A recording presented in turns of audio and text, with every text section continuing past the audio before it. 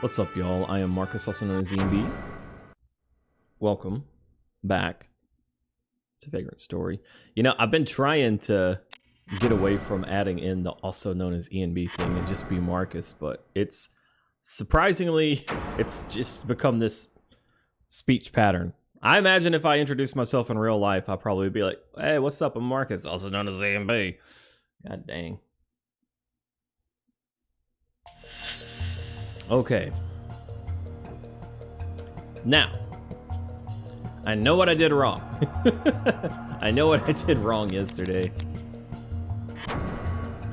I don't know if y'all remember, way back in the beginning of this area, I said, I don't remember which way to go. I guess we'll just go straight. Well, we were supposed to go any other way. Any other way. Straight. Well, so we need to go back and do some re-exploration. I mean, we have to in any case to get the key to move forward. We gotta get the Fern Sigil. I completely forgot that it's off on one of these side paths.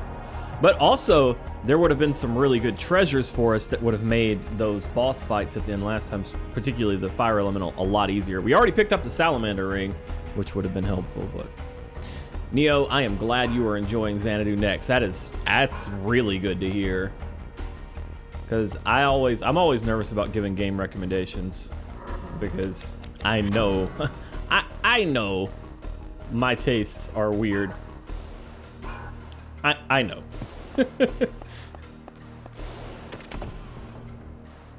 Grimy, welcome back, man. A door open somewhere.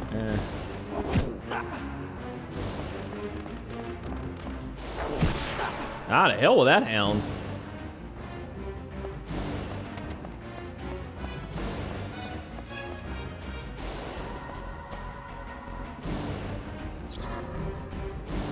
Took a day to get rid of this. Yeah, like I said, the PC port of it's not the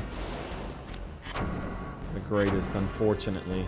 But I'm glad you got it worked out. Alright, let's draw our weapon before casting this heal spell. And let's start using L2, shall we? Yeah, it almost doubles the efficacy of our heal. I'm gonna do that. Let me push this down for something.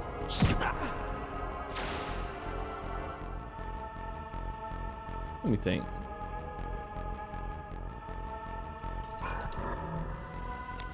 We're not gonna be able to hit him with the... Alright, let's just zap him.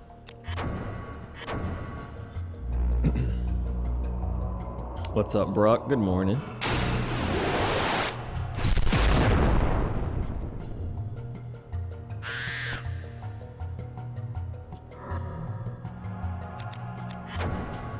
I think our lack of an edged weapon is really going to come back to bite us in the butt. I'm considering whether or not I need to make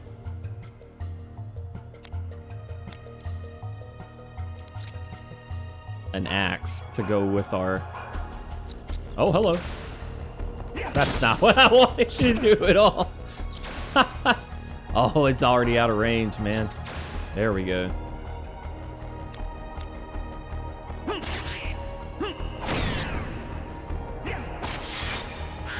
Okay, clearly I need to redo those abilities.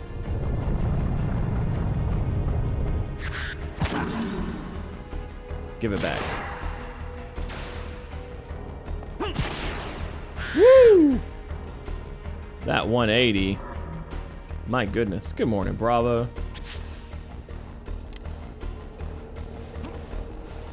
Alright, let me see here.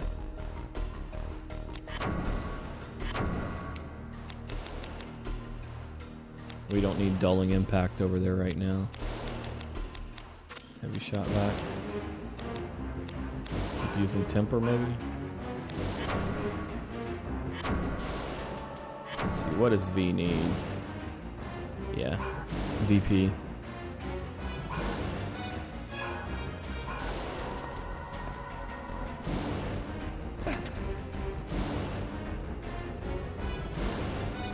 All right, there's a door down there, but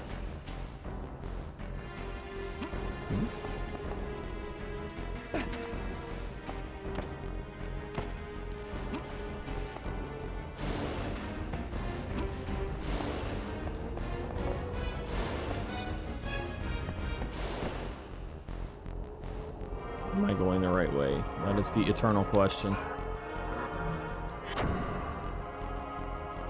No, I'm not. I should have gone down. But what's up here anyway?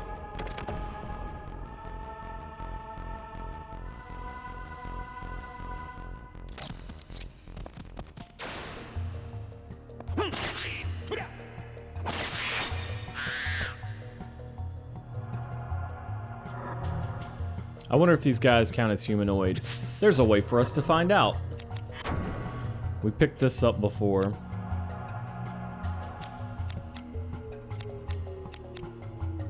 Grimoire unanalyzed. Let's go.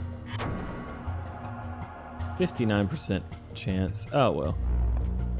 You just purchased Dark Cloud and was hit with a rush of nostalgia upon booting it up. Never got very far as a kid, but I hope to eventually beat it and move on to Dark Cloud 2, which I hear is much better. I hope you enjoy Dark Cloud as well. Dark Cloud 2 is a really fun game. It's got a lot of jank to it. I honestly recommend using a guide or an FAQ these days, but just to avoid getting caught up on some jank and disrupting the flow of a good time, but it is a good time. All right, so we haven't. This is this is actually a good way for me to demonstrate the effect of the analyze spell, because you notice what we can't do here. We cannot hit square and get the detailed stuff, but we can do it here, so we can see their affinities. Weak to air, weak to edged, which we don't have. The next best would be piercing. I don't think we have Luft Fusion. Hey, what's up, Bob? How are you doing this morning?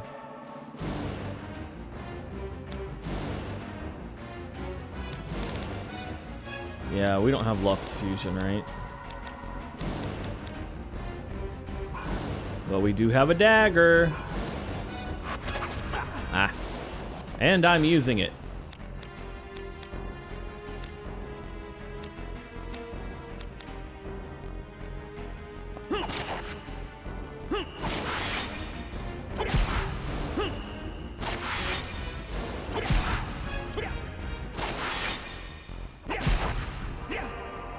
Alright, don't do more than 8.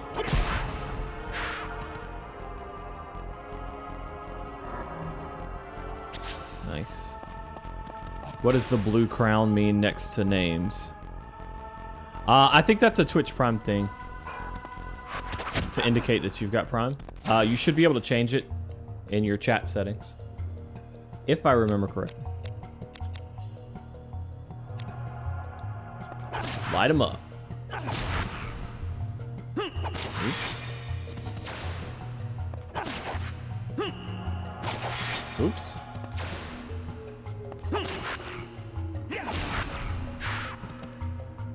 Nice. And we got some Vero Root. Always useful. Sometimes just fighting some weaker enemies is worth it to pick up some additional consumables, like Vero Root and Cure Bulbs. They go a long way. Let's see. How much will our spell heal for like this? 2 beers down. Rode up Frostpunk and saw we started. Well, you are very welcome into some Vagrant Story action. Did you play this one back in the day?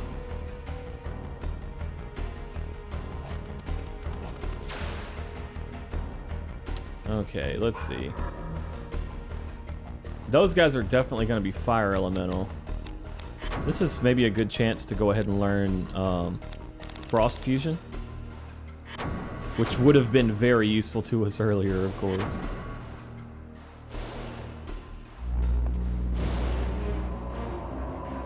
Yeah, Bob, I'm actually doing real good. Just being able to play all of these. Uh-oh, I don't think I have anything for this. I'm just not gonna build up my risk. Yikes! The multi-hitter. Notice now it says single piercing what? Human down at the bottom. We've gotten moved over to the water spectrum because we cast Frost Fusion there. Not very PS1 educated. Sorry to say. It's fine, man. Then these streams are probably gonna be perfect because the PS1 and PS2 both had a phenomenal array of titles on them. PS2 in particular, I feel like is neglected a lot these days, but there's stuff like this on PS1 that still just legitimately holds up in its own quirky way. That folks just don't know about. Ah, that was fast.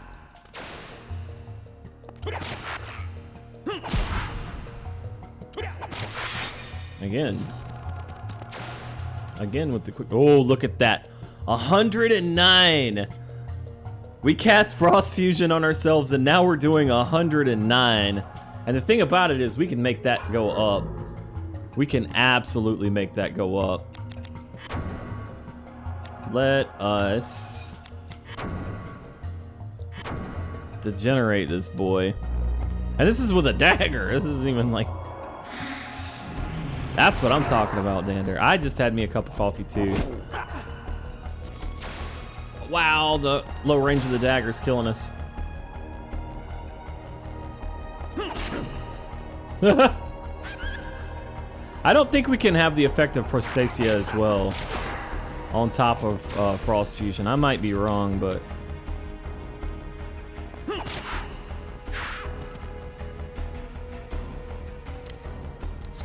Actually stay battle mode for this cast. Hey, what's up, Mike? Welcome back. Every time I see you play this, I think it looks cooler and cooler. That is the intended effect. That is what I desire. I even got Peeve talking about playing Vagrant Story. I also influenced apparently Peeve to play Rondo of Blood, which was awesome. It was really cool watching Peeve have so much fun with Rondo. I personally don't, like I said the other day, I don't like the, there we go, fixed jump art Vanias, but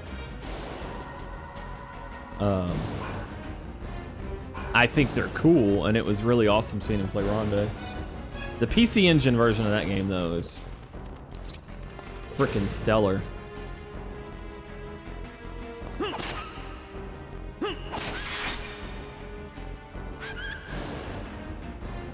It's been interesting to see Peeve also doing retro stuff here recently, but it makes sense. I think a lot of streamers at this point are just kind of like, well, there's not really like a bunch of new stuff that I'm just like desperate to play. Maybe I'll revisit some of my favorites from the past. Makes sense, right?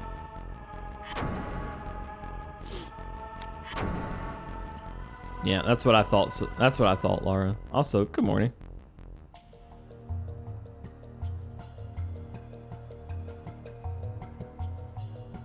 You always see Vagrant Story on the top 10 PS1 RPGs all over the YouTubes.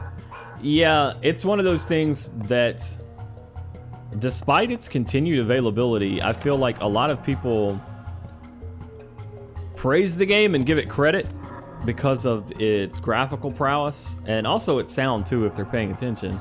And then its storytelling and the camera work and stuff like that. People praise it for those things, right? But at the end of the day, I feel like not many people really play Vagrant Story because of just how opaque it can be. I hear a lot more people saying good things about it than I see actually playing it. But I understand that too. That's not a criticism of...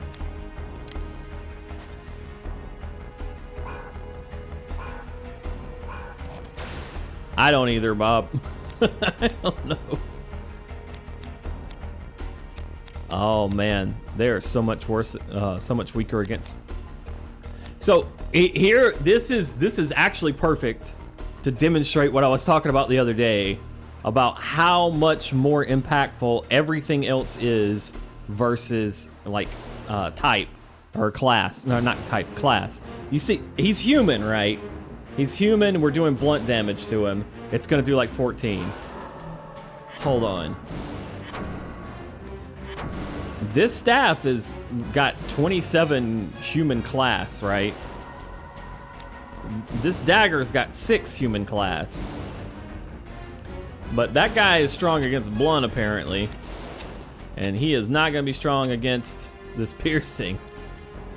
And this dagger is about to light him up. That's my suspicion. I might be wrong, but I don't think so. I don't think so.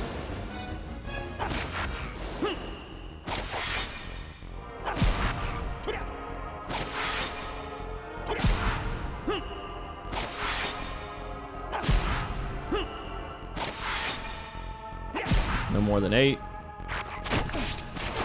And that was my whole point about not getting overly concerned about what type, or excuse me, not what type, what class your weapon tends towards, because it's not the main point.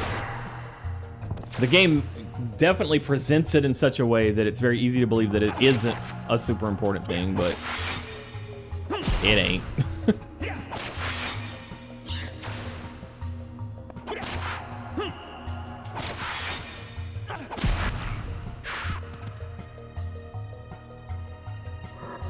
And we will take a charge.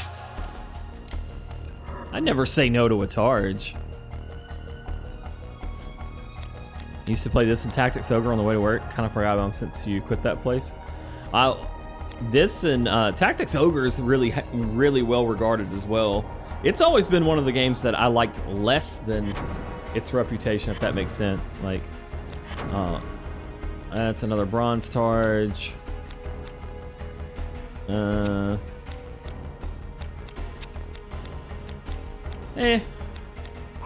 We don't really need it. It's not a big deal.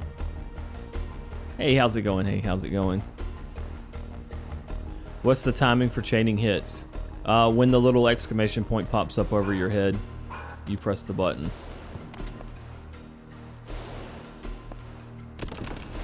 It's locked, bound by magic. And different attacks have different, it's not a warlock spell, it's gonna be, it's a sorcerer spell? Yeah.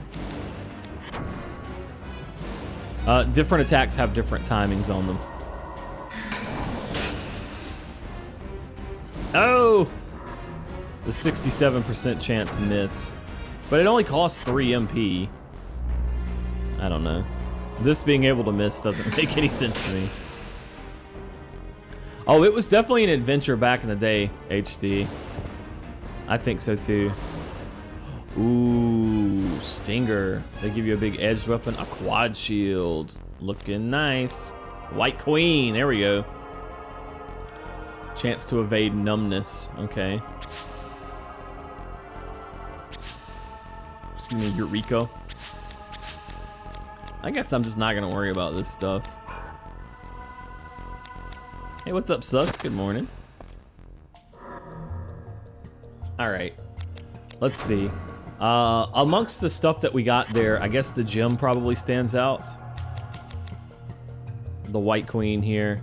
It looks not so useful because of the evade numbness by 20%. Doesn't really seem super useful, but it also raises all of your classes by 3 and all of your affinities by 3 as well. So it's just kind of like a passive benefit. You can throw that on a shield. It must be equipped on a shield, in fact. The Mana Breaker. Chance to evade magical attacks by 20%. Where did I pick that up at? That is a really... Hold on. I don't remember picking that up. I don't remember picking that up at all. It might be a guaranteed drop for all I know. It's been a long time since I've... Well, it's been about a year since I've played. And I have a crappy memory. Let's see, Quad Shield's got 11-12 for its defensive stats. This one's 10-9.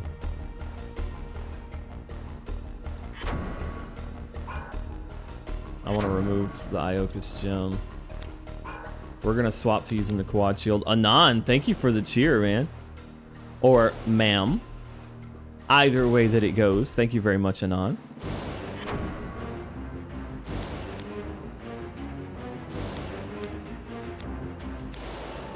Wait, did this come with a salamander in it? Oh wow, the quad shield came with a salamander in it too. This would have been such a good pickup before the boss earlier. But I mean, this works. From a streaming perspective, this works because if you remember, I specifically called out earlier how if you fully explored the area in the Sanctum before proceeding to fight the boss, you would have the Dragonite gem and it would make the boss a lot easier, right? Well, if I had fully explored here, it would have made that fire boss a lot easier, and y'all saw what a struggle it was to do damage to the guy. This would have made things a lot easier in terms of defending ourselves, and then there's been other stuff that we've picked up, like Frost Fusion, I guess, that would have made things easier to deal damage. I think Mana Breaker on a shield. If we're just gonna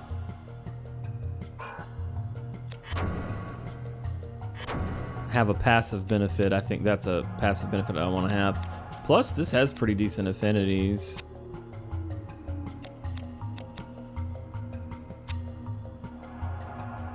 It's got a higher type too. That's really cool. What's the best way to play this game? I believe it's on the PSN. So that's gonna be it. Hey Viscount, how are you doing? Good morning.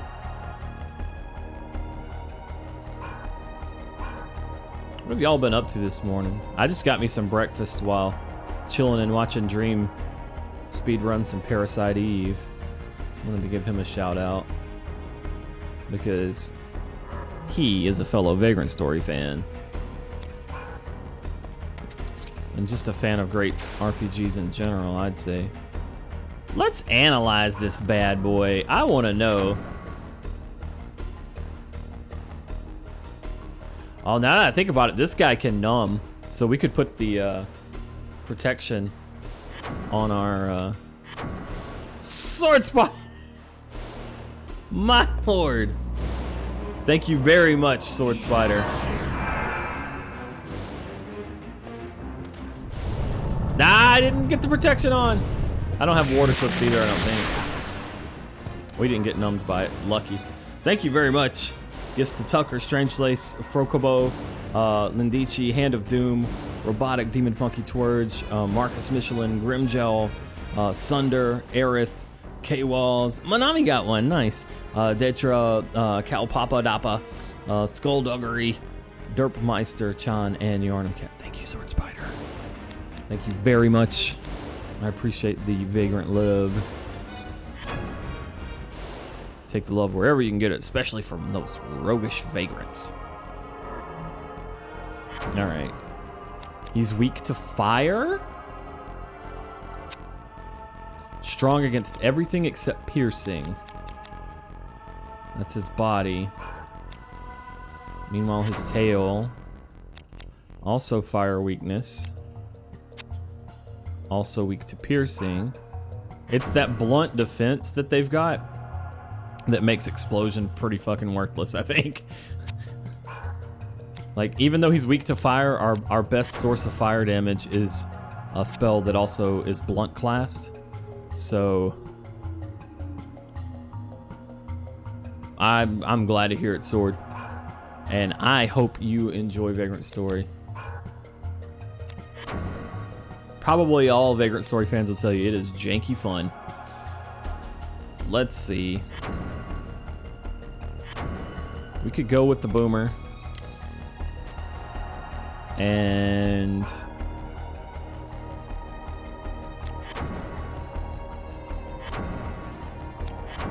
can boomer take a gem? It's got Morales in it right now.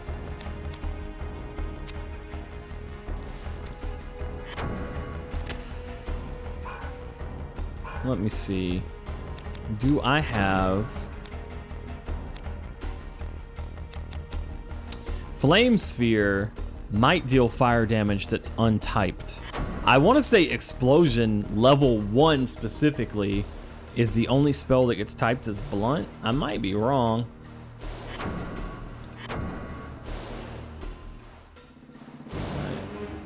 Get it on the level. We try to get it on the level to where it's going to hit multiple targets.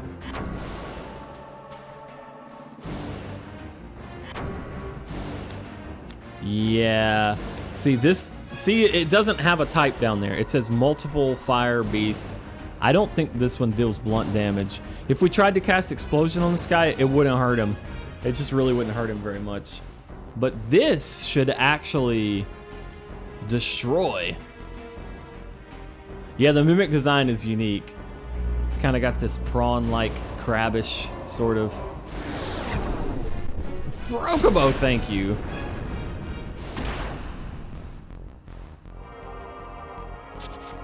Nice, we one-shot it, as opposed to like struggling to chain it forever. And we learned Flame Sphere and Frokobo hooked us up with subs to Kaini, Samuka, Asladiel's Drew Makes Beats, excuse me, and Buttmancer. Always useful. Thank you. Thank you very much, Frokobo. Alright. We did the thing, man. We could actually throw Haralis in here into V if we wanted to. V, you didn't know we were going to be talking like that. When you said name the weapon after you. Let's just stick this in V, right? I'm sorry. But this will make V the Goblin Slayer right here. Hey, what's up, Sigil? What are you doing this morning? All right. We got some good, solid loot out of there. Did I get the Fern Sigil, though? I don't know that I did. Let's see.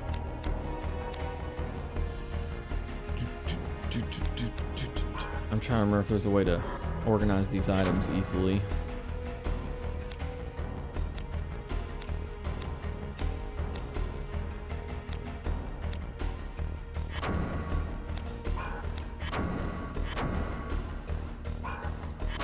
There we go. There we go. We've got the Crimson Key from before. We have not picked up the Fern Sigil yet. I noticed the game's UI doesn't have a lot of icons, mostly text outside of a few equipment items. Do you think that was due to budget limitation? No, I actually am fairly sure that that was due to memory limitations, in fact. Vagrant Story overall has a lot, it really pushes the PS1.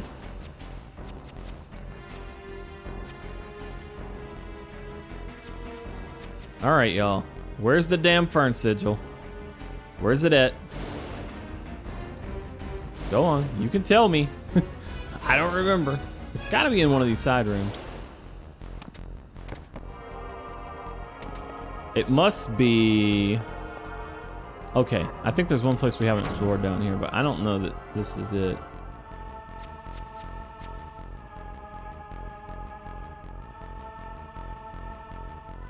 Is there...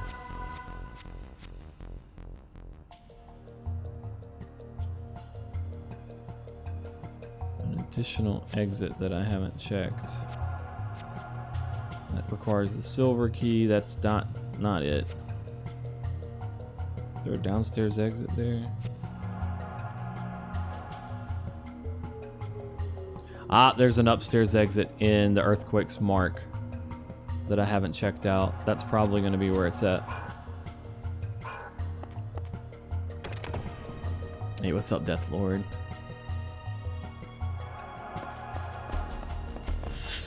All right, cool.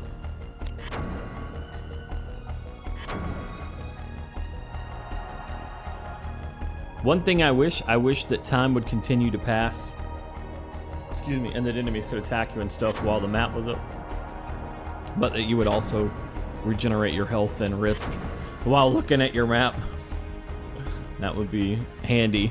I'm sitting here like, where should I go? It'd be nice to get healed during that.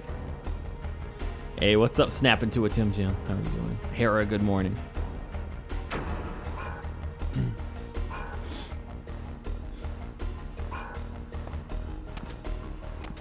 Do Alicia's bunny hop. Get that Silmeria action kicking. I'm thinking now about even after Vagrant Story, what's the next classic game I want to hit up, and I've been thinking maybe Valkyrie Profile 1. Tactics is there, like doing Vagrant Story Tactics to do the Evilise double would make sense, or swapping over and doing Valkyrie Profile for a little bit would be good, just to do something different. And then there's Silmeria after I do Valkyrie Profile 1, so nice.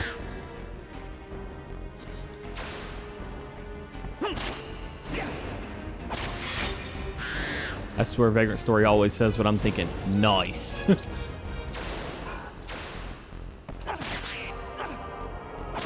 Fast. Hey, what's up, Protonym? How are you doing? Yes, we're doing some Vagrant Story. All right, this is the door that we needed.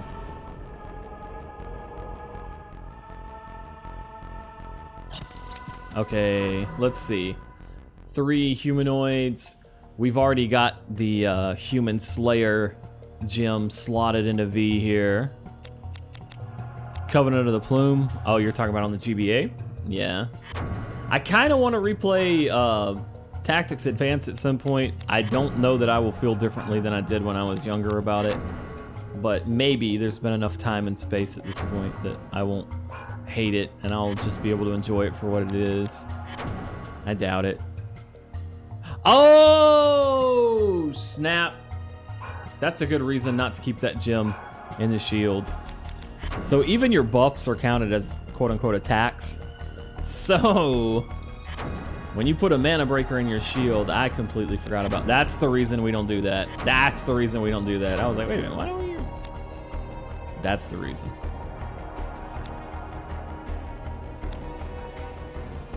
All right, White Queen it is. That was gonna give our buff a 20% chance to miss. I am not hearing that nonsense, man. Forget it. Forget it, game. You just like Tactics Advance for story, character reasons, or gameplay reasons? Yes. Both. But, like I said, it's been a long time since I played it. There's several games that I want to revisit that I didn't like in the past. Or didn't like as much as I think I would like them now. Specifically, Final Fantasy Tactics Advance, Chrono Cross, and Breath of Fire Dragon Quarter.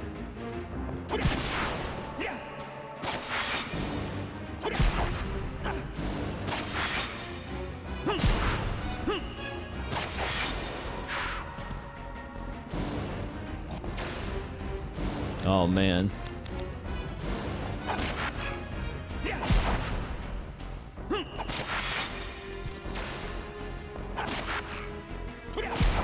Ah. I've been pretty on point with those guard impacts, but I don't know that guard impact is necessarily worth it against these low damage moves. Okay, I recover half the health, but the risk buildup is more of a problem, to be honest, from using the move. I don't care about the bone helm. Hey, we got a new art? Ooh, Shadow Weave. Is that another blunt type one? It is. Can also paralyze a foe. It's dark element too. Let's go, man. How do you think this game could be improved if it was remade these days? Well, first of all, without the memory limitations, just making it so that you can more quickly swap between your weapons already vastly improves this game. Less menu dancing, right? But honestly, if they were gonna remake this, I would want them to take a more action-oriented approach, personally. You know, but I will say, that's sick. That's sick, man. I will say that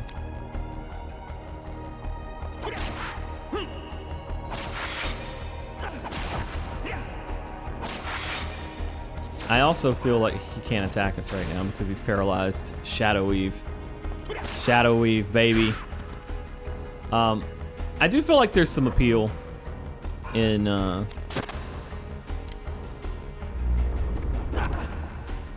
boy.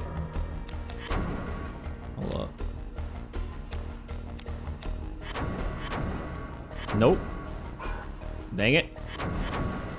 Of the turn-based nature of it as well. There is some appeal. I just personally would prefer a more action-oriented approach.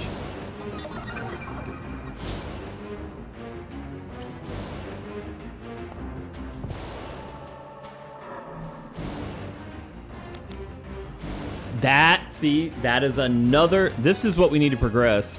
That is actually the item that we needed for fighting the boss, to slot into our weapon to raise the water affinity so that we could deal more damage to it. See, this is why Vagrant Story is so freaking great, because most of the time, if you fully explore the area before the boss, you have a much easier time with the boss because of specific things that you can pick up that you can use. And it's not just because, oh, well, you grinded and your level got higher. It's because you got certain resources that you can think and choose to use. I love it. I love it. Excuse me. Let's just ditch the Koros here. And the banded male as well. And then we'll keep these two, I guess. I don't know that either one of them is going to be better for us.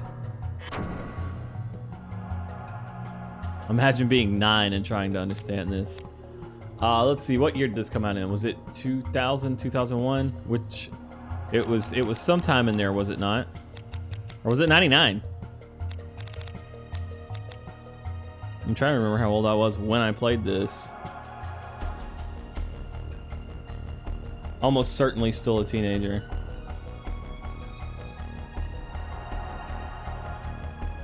I'm glad you've been enjoying Dark Cloud, Chunk, and welcome back. I'm sorry there, yeah, it's sorry. I had to pick a time slot for each of the games. And invariably, whichever slot I pick is gonna be bad for somebody.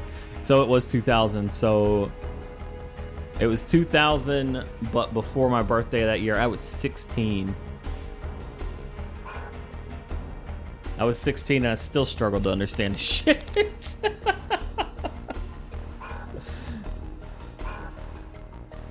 Hey, no joke, guys. This game.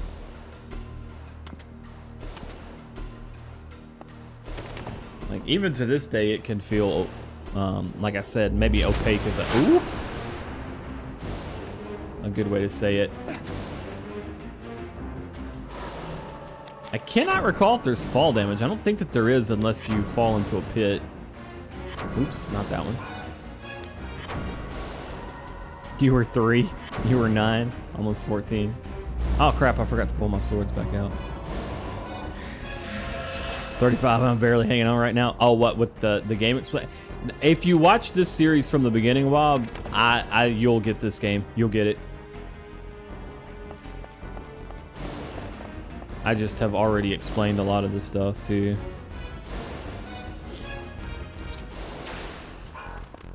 Oh crap.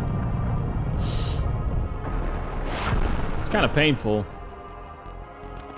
See, those multi-target attacks are so dangerous.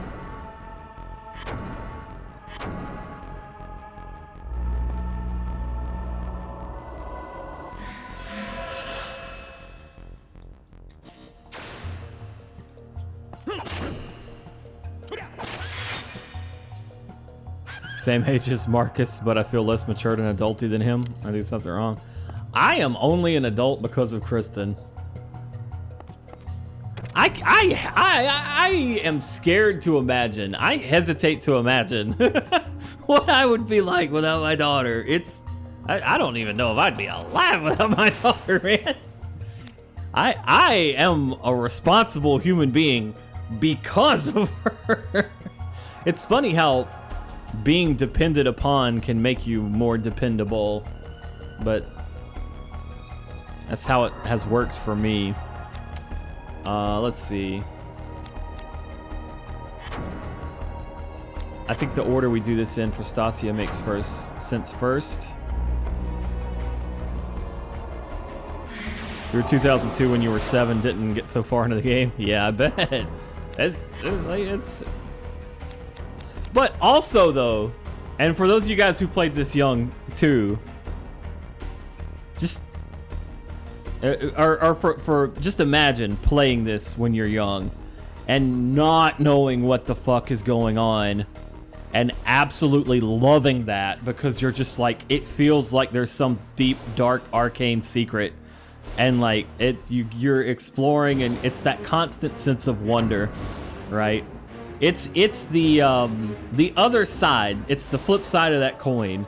Whenever you talk about a game being obtuse or difficult to understand and people are like, wouldn't the game be better if it was like better explained or whatever? And people say that about Dark Souls and similar games a lot. And I'm like, well, yeah, from a certain perspective they would. But there is always something that you give up. There is always something that you give up.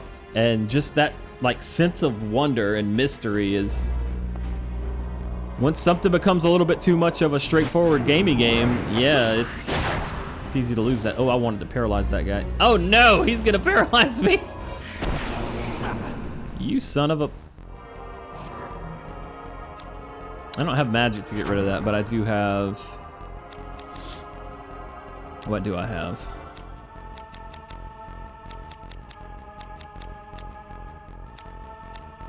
Yggdrasil's Tears. This tree has cried.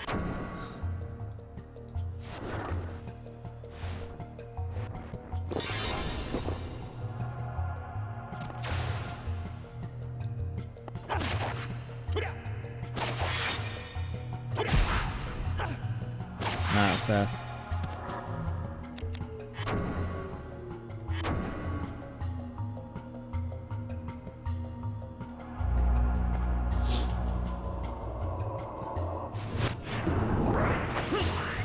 Damn, that move looks cool. Damn, that move looks cool, dude. Yeah, you can silence the golden goblin.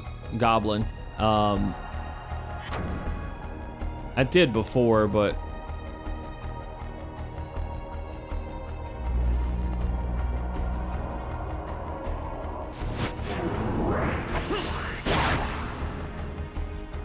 fucking Vagrant Story, man. No, this is not my first time playing Vagrant Story, but it's just cool every time I play it.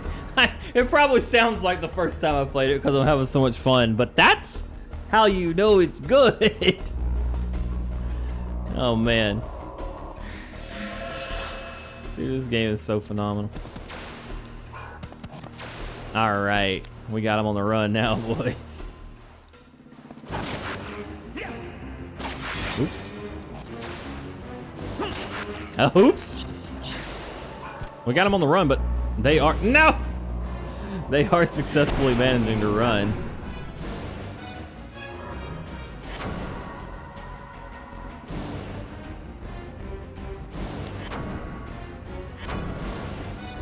Bro.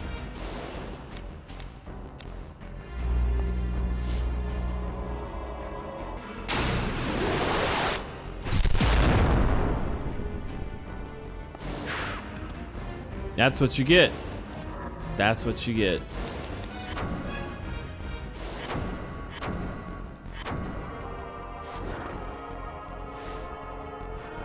I never really used the break arts that much. I don't know that I've ever even seen Shadow Weave before. It's so cool the way he turns his back to them. The darkness kind of envelops him and it looks like he disappears for a second and then BAM! God damn, this game was so cool.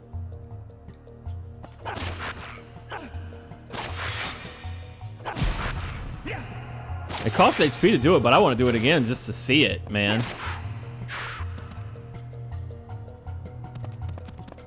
Point of fact, I will. I will do that. Watch it, watch him.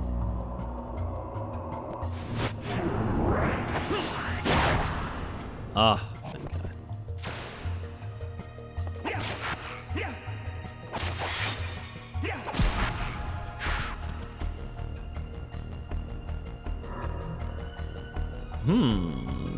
Bronze. I'm not worried about it. All right, now I gotta heal up from using my break cards so much. I got a little carried away. I got a little carried away, but it was a good time. If I remember right, Sigil, there's actually a trick to remove silence using a grimoire. Correct me if I'm wrong, but can't you use a grimoire while silenced? And then that in turn also can remove the silence? Am I making that up? That feels like a fever dream sort of memory there, but using all willpower to break away and go to bed, or played more games. Hey, my pleasure, man. And thank you very much. I'm glad you were in here today. I hope you have fun playing some games tonight. And yes, pick up Vagrant Story for your damn Vita. You have a Vita. Vita is honestly probably the best system to play this on because it looks phenomenal. Keep it in its normal aspect ratio on a video, and it looks on a Vita, and it looks fucking good, man. Vita has such a good screen on it.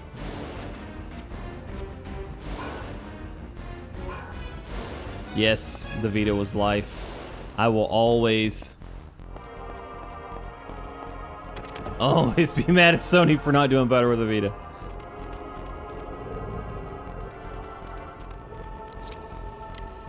Who wants some?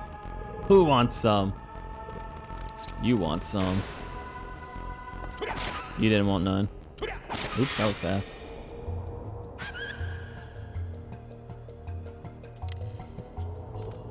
You want some? You do? Oh, he does. He do. I got fire breath. Hey, Sema, welcome back. Thank you. Sema Joe, welcome back. Restore V's durability here. Wish somebody would restore my durability. God dang.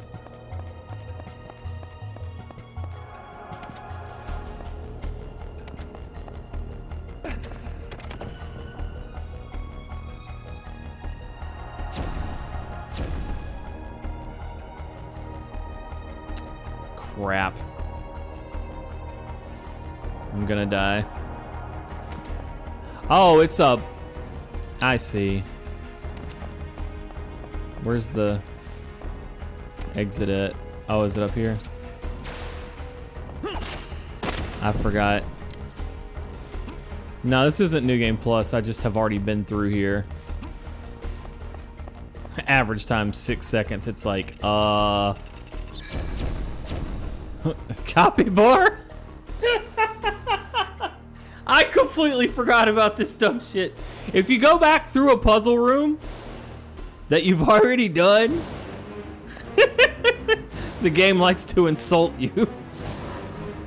Oh my gosh. You can just kind of race, like it's an optional just for fun thing to see how quick you can get through the puzzle rooms again, and then it'll rank you. And I think there's a ability to turn it off.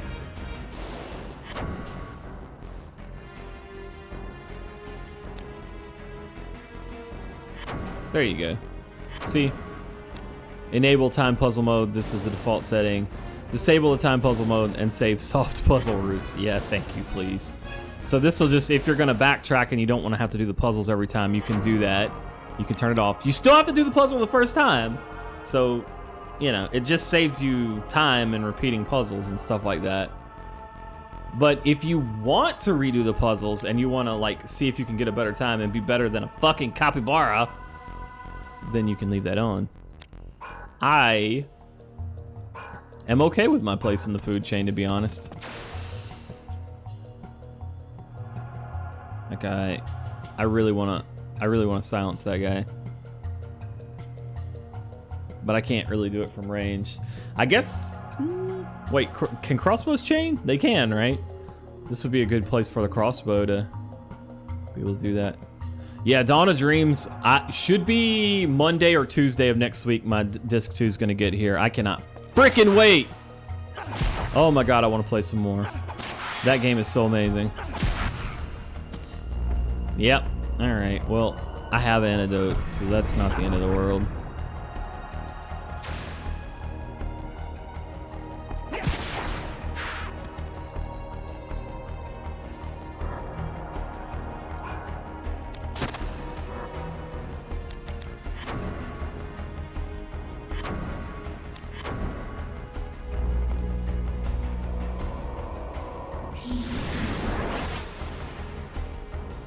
But yeah, if you're wanting to see some Dawn of Dreams, I have several VODs of it in the past broadcasts.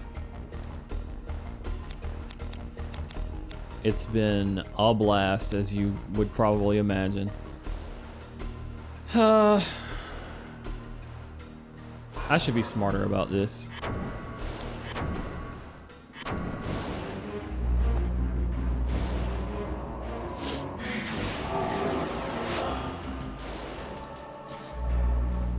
Oh no, it was another. I really should have been smart by now. No, not chain.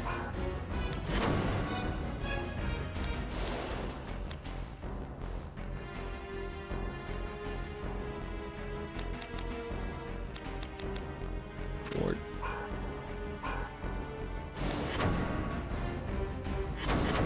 Yggdrasil's crying over our foolishness, man. Oh yeah, Dawn of Dreams been a really fun time. No doubt. Alright.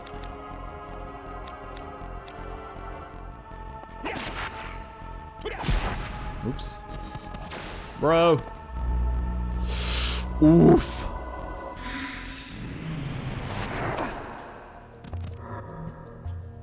These casters, man.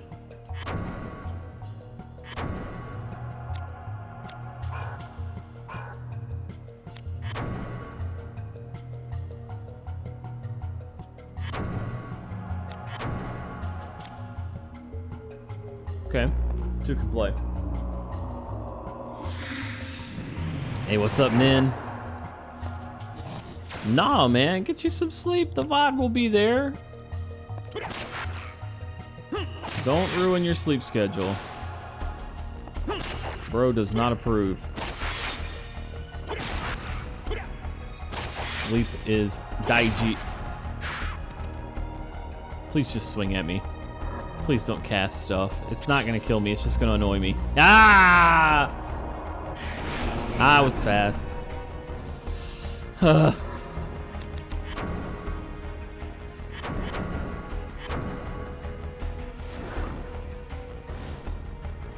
This game reminds you of Hybrid Heaven. I have never heard of Hybrid Heaven before, but you've piqued my curiosity.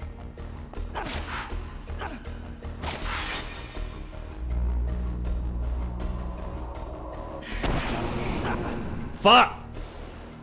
Ah! This guy's so annoying. I should have silenced him. I should have just silenced him. But I'm like, I don't want to waste time, blah, blah, blah. Fuck me! Alright. Alright. Alright. Look. Look. I was like, I don't want to waste time juggling through the menus. I don't think that's necessary. No, no. No. It's... no.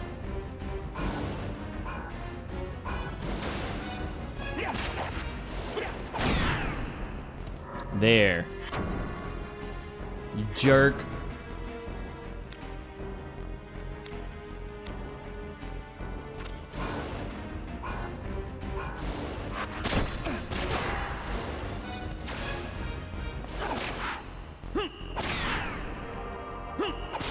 Wait, did I? Oh. I accidentally replaced the wrong one.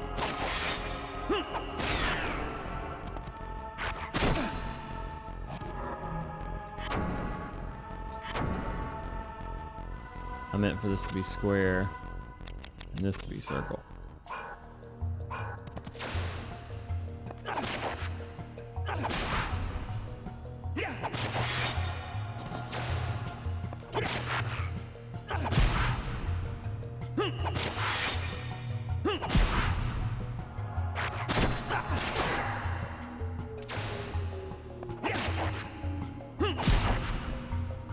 Oh my god. Finally! That was miserable. That was miserable. Recommendations of games that can easily be played with only a mouse or so. I'm trying to remember if Xanadu Next falls in that category. Neo, are you still here? I can't remember. Can you play Neo? Can you play Xanadu Next with just a mouse? I feel like you could. I might be mistaken. Anybody out there that's played it, let me know if I'm misremembering.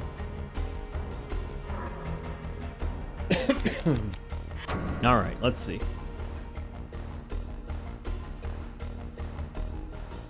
Greed knows no bounds.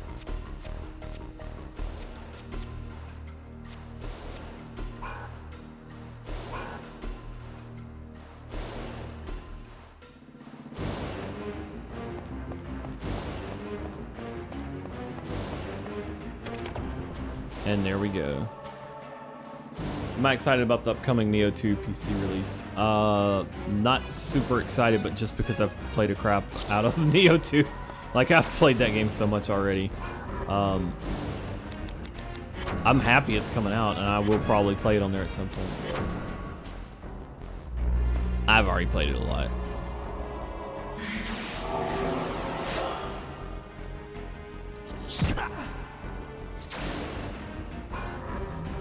You know what, Bat?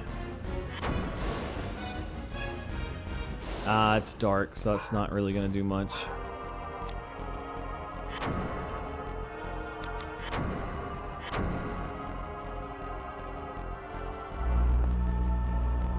Favorite weapon in Neo 2? The spear is really fun.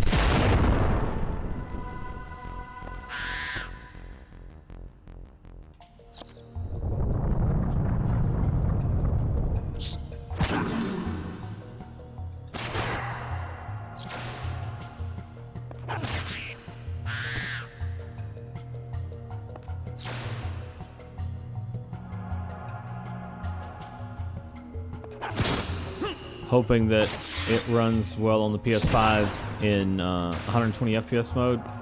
I mean, if it runs it at 120 FPS, please let me know. I will be surprised. I don't think my monitor even will handle 120 FPS anyway, so it doesn't matter to me. But what sound cue do you listen to for chains? The only one he makes. I'm not trying to be a smartass, but he goes, huh! Like he'll make some sort of grunt or whatever, and I don't know. I just kind of get into the rhythm with it.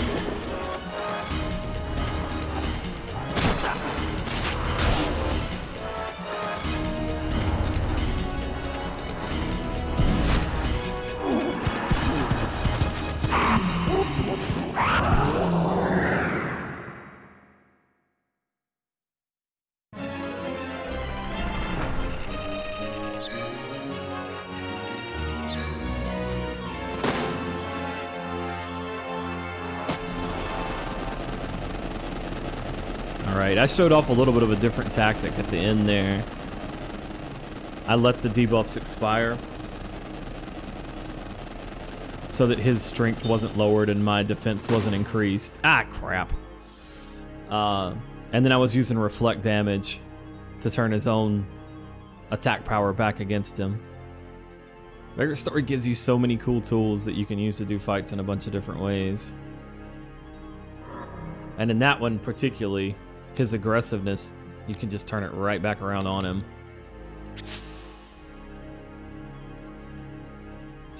Let's see.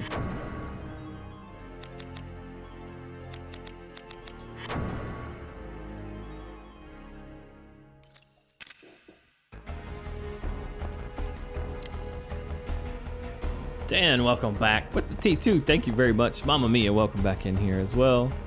How are you doing today?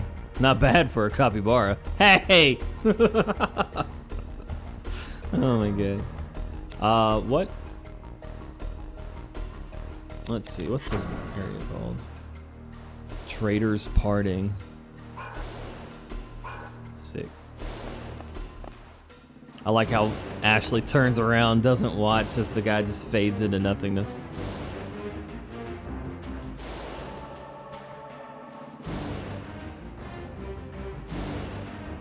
Yep, chain evade on the ogre is different, and it's actually something that I failed to mention against Dwayne as well. If I recall correctly, Dwayne's chain evade is ridiculous. I backtracked by accident, didn't I? I did. That's my thing, that's what I do. But, while you can't really chain him super easily, he's really, really easy to use defense abilities against the ogre because his timings are fast and consistent. So, at first you saw me using guard impact to reduce the damage, but then ultimately, we turned it around.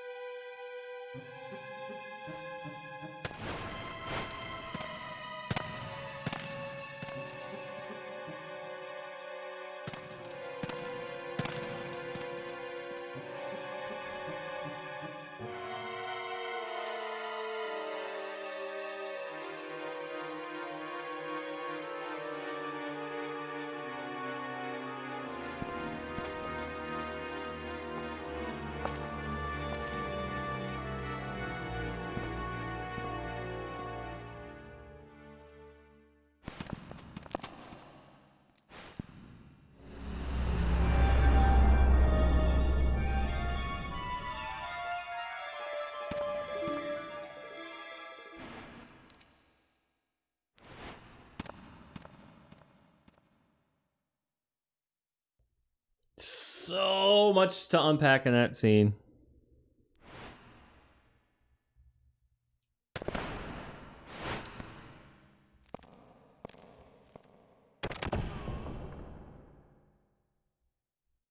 What have you done, Sydney? Okay. So, here we go. First of all, Hardin was freaking out because the Knights of the Cross can control their servants. They can control the monsters of Le Monde. How have they cut our puppet strings? Oh my god, it's all is lost! He can't figure out why the Knights of the Cross, the church's knights, are able to do it. Sydney says, calm down, it's not all of them, it's only some of them. The Cardinal, and in the Japanese original, the Pope, the head of the church, has planned long for this. 20 years watching and waiting. Remember, it was like 25 years ago that an earthquake claimed Le Monde, right? In any case, just keep trying to keep these ideas about the timeline in your head. The Pope's been preparing for this for 20 years. Apparently, there are some high-ranking Knights of the Cross that can control the powers of the dark as well. Hardin's freaking out. Sydney tries to calm him down normally, can't do it, and then he gets close up to him and starts talking about, hey, we're friends, right? And then Hardin falls over. I saw people in chat wondering, why did Hardin fall down there? Sydney was using his power. That's why when Hardin said, hey, if we're friends, don't compel me so, and there's quotes around the word compel, to force to do something, right? He realized Sydney used his power on him. Sydney was doing it to calm him down, but Hardin didn't take kindly to being, yes, and there was also the sound design there. I'm glad you pointed that out, Lauro. It was that high-pitched sound to kind of like, they use all the elements together. They have the high-pitched sound, they have the camera zoom in, and then the dialogue. Everything just kind of comes together to, they don't explicitly tell you Sydney is using his mind powers. They don't tell you that, but that is what happened there, right? But the other thing about it, from the very beginning of that scene, we had this weird white border around what we were seeing, and we were seeing things from Cal's perspective, from Callow's perspective, right? Remember that. Remember that. Let's see, was there anything else that I needed to touch on from that scene? Because there was so much, there's so much packed into that one little, but you get that, you know, that was, what, 3-5 minute scene. You learn about the history of the political conflict, the different groups that are engaged here. You also learn a little bit about the personal relationship between Sydney and Hardin. You get some hints as to some different powers that exist in the world. Like, you get all of that. It's so good, man. And Hardin was also, and that is another, yeah, that is the other thing that I failed to mention. Hardin is reporting to Sydney about what the Blades are doing, and that they're split into 3 groups, and that they're scared, and that they're different from the ones last night. Hardin is reporting that while like staring up into the ceiling, like staring into nothing. So it kind of also implies that Hardin has some sort of prescience, some sort of power, where he is seeing things that are happening at a distance and then reporting them to Sydney. Yes. Ashton, thanks to this game, I bought some assless pants. Now I've gone from assy to classy. Oh man, instead of classy runs, I guess I need to do assy runs from now on. Welcome back, Ashton. Yep, and they wanted to catch Sydney in the Greylands at the Duke's residence for a number of reasons. Political, and also in terms of logistics, it would have been easier to catch him there, but Sydney used a fucking dragon. Apparently they didn't expect Sydney to use a fucking dragon.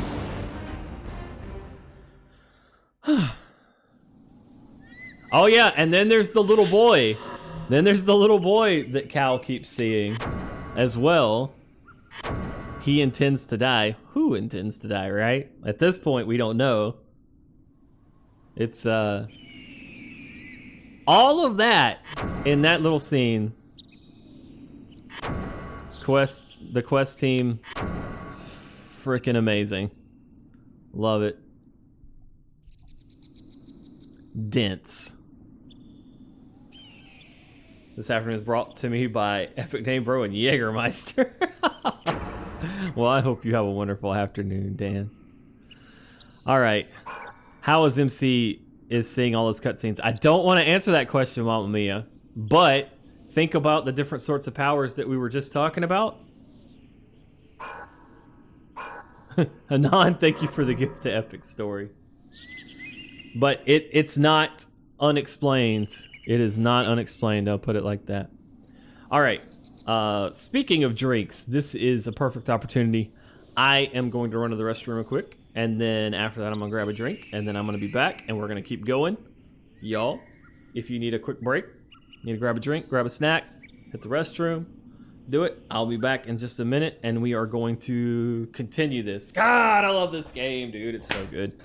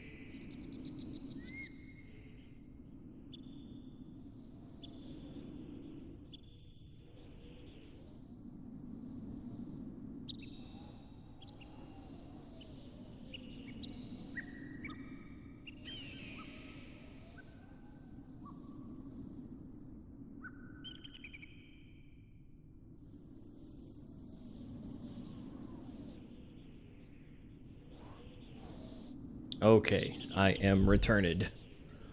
Apologies for the break there. Hope everybody is ready to go. All right, now.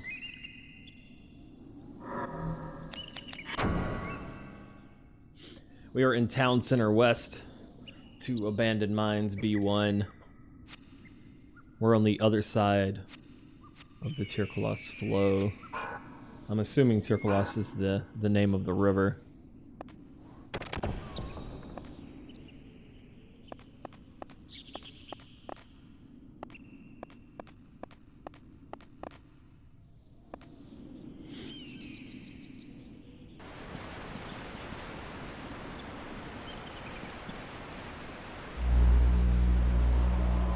Hercules, Hercules! Yeah, I know Wired stole one of my videos. I know. I know.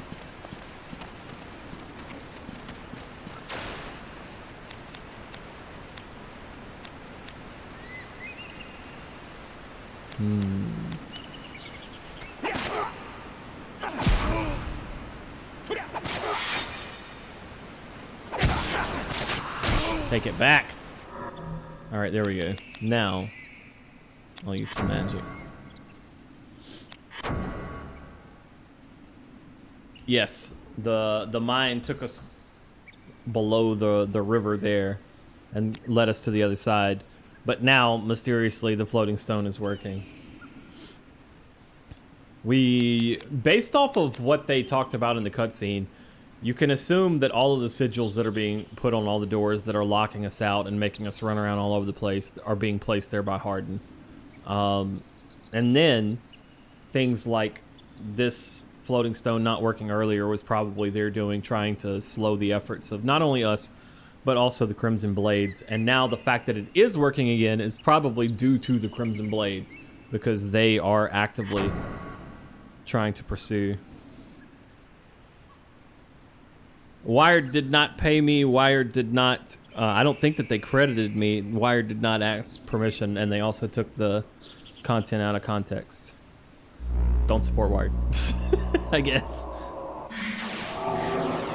That's not a lawsuit, because there's no, as far as that sort of claim, there has to be provable harm, and there's this legal standard, and it's just, no, it's just shitty from a large media outlet, but you know, that's what you expect.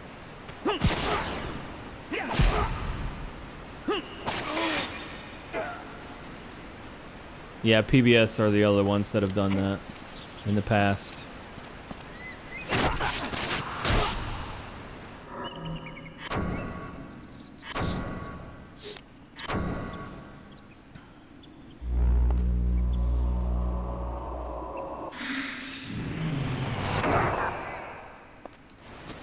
Get rid of your Heracles. I'll see your Heracles and I'll raise you. Weakening.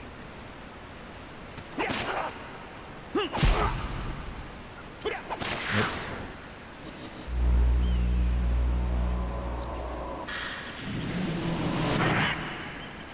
All right.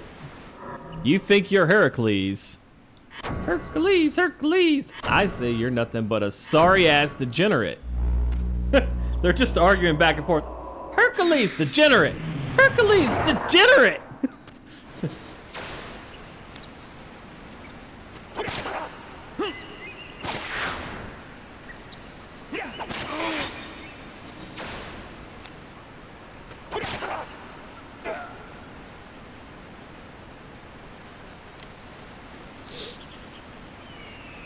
And just like that, he is RIP.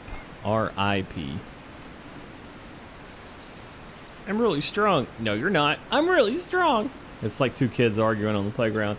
I use my super strength. You don't have super strength. I use my super weakening ray.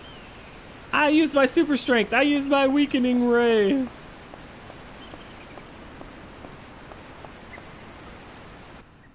Why can't we just agree that Hercules was a degenerate? Hey, now. Can we shadow weave this boy?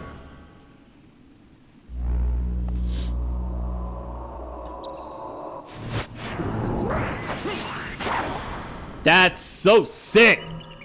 Oh, it never gets old. Oh, it never gets old, man. Dude. We'll use gain life this time.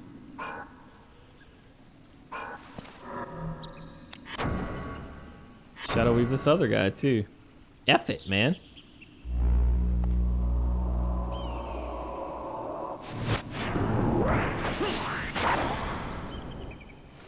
What are they gonna do? I love it.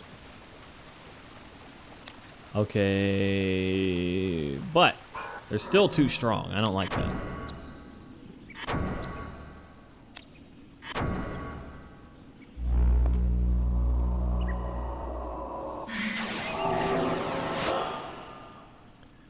Not a big fan of grinding and Vagrant Story. Oh yeah. They do drop good stuff. Yeah. At first reading that, I was gonna be like, you don't have to. Oh, but then I realized you know what you're talking about. You don't have to grind.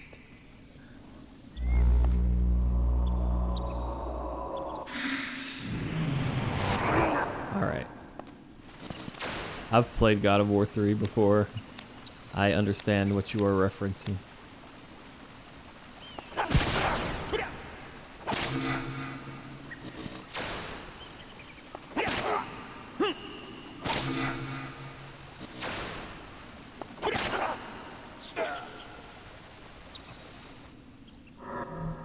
Nice.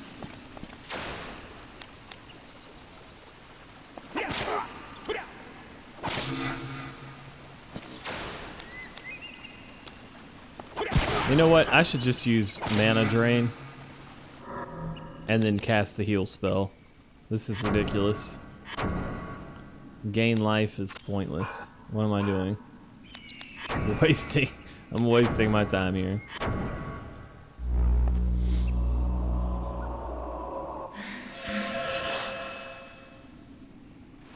I thought you would hate them off looks alone. I mean, back in the day, there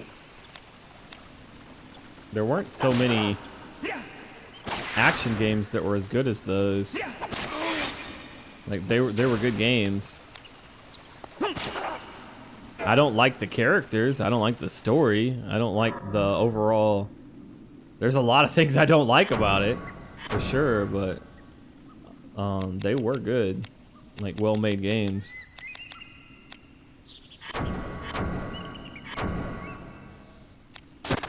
Also, Fox, welcome back. Thank you very much. Thank you very much, Fox. No, don't discard all items. Get all items. All right.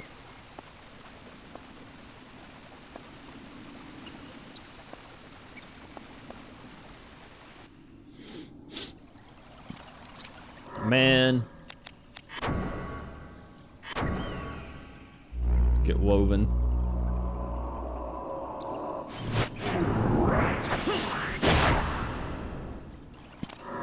Are you aware you were recently roasted by an elderly historian for your Dark Souls dagger technique? I am aware that Wired lifted one of my videos without permission and without credit, without compensation, took it out of context, cut out the part where I talked about use of a dagger one-handed, and then had an old-ass senile son of a bitch talk about, oh, I want to scream in his ear, you don't use it two-handed, you don't have the reach, use it one-handed for more reach. Bitch, I talked about that in the video. And also, if we're talking about armored combat, there's going to be wrestling around on the ground using the dagger in both hands. Fucking expert. My ass. Piece of shit. What kind of content? Why? The thing about it is, I wouldn't have a problem with Wired using the video. You know, A, if they had asked, it would have been polite. B, if they'd given credit, it would have been nice. But C, if they had actually like contributed some sort of interesting information and educated people about something, it's not. It's just cheap content that's fucking bullshit. Fuck Wired, dude. I'm so tired of it. I'm just tired of hearing about it at this point because so many people have contacted me and like, did you know? And it's always one of two ways. Half the people that contact me are like, dude, did you know that Wired, like, they actually featured one of your clips? I'm like, that's not what that's called. It's not called featuring it. And then the other half of them are like, did you know Wired stole one of your clips? And I'm like, yes. Yes, I did know that. Yeah, they featured me in the same way that artists get paid with the exposure. Except there was no credit that I'm aware of. Oh man, it's just bad. It's a bad look on them. No, it's all good, Shu. It's all good, man. You didn't do it.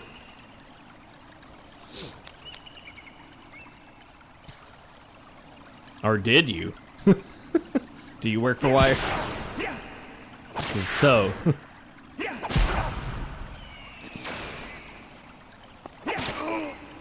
But for me, I also don't necessarily particularly care about, excuse me, that little clip or whatever.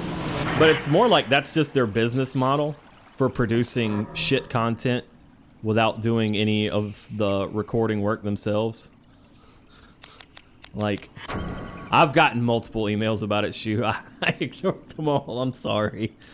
I get a bunch of emails through the business contact address, which is honestly only something that I keep public for the sake of companies knowing that I'm not emailing them asking for keys. Because there was a while there where people were trying to pretend to be me to get free review keys out of publishers. And so I ultimately decided that the best way to combat that would be to publish a public contact address and be like, if you don't get an email from this address, it is not me. By the way, nobody's getting an email from that fucking address because I don't use it. It's literally just there so that people know I'm not asking for keys. I don't want them. I don't want them. I buy the games.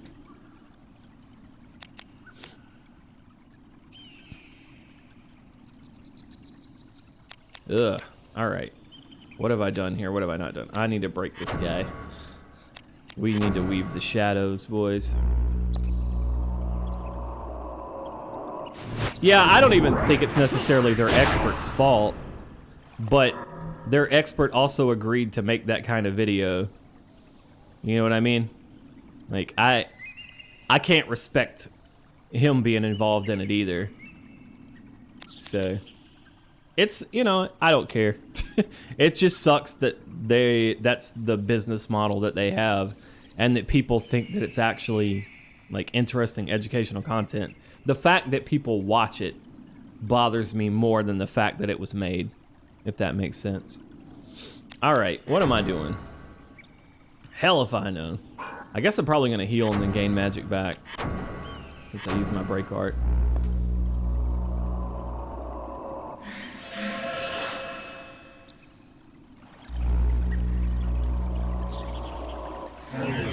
Look at this! Look at this dude! Out here making some moves. I did a little shimmy in real life there. I don't know why. It's not like the camera's on, you couldn't see it. Oh crap, I didn't get the game magic.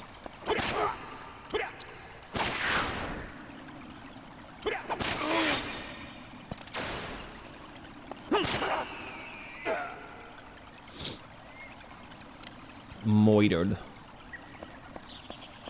Now, we can go back to the magic hammer.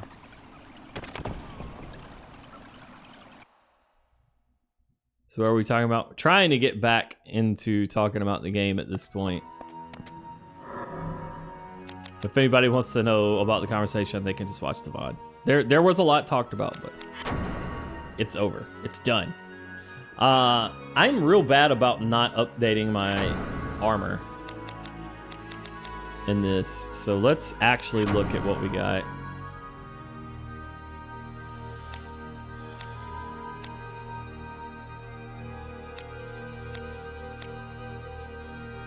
One 8.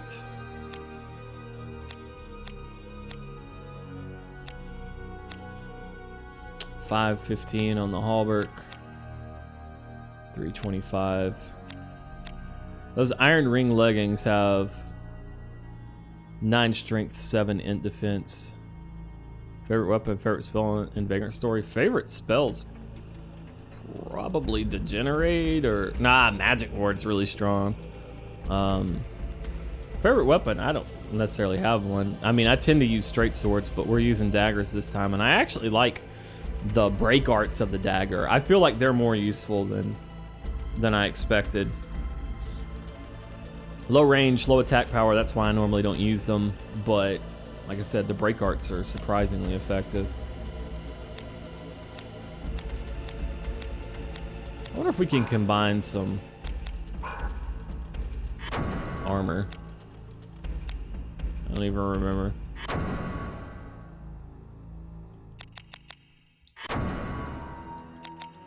Excuse me. See, we can't do these because they're leather, and this shop doesn't allow leather working. In any case. Hey, what's up, Straw Hearts? You confuse this game with Shadow Hearts? Shadow Hearts is good stuff. Ring leggings. We don't have any bronze leggings though. We do have an iron ring sleeve and a bronze ring sleeve though. The chain sleeve is actually better in terms of its int defense though. And better edge defense, so.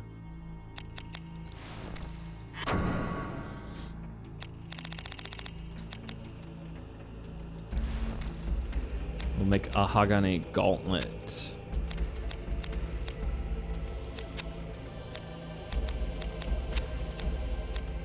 With overall better defenses than both, and less of an agility penalty. I'll do it. Nice. Sage, what's up?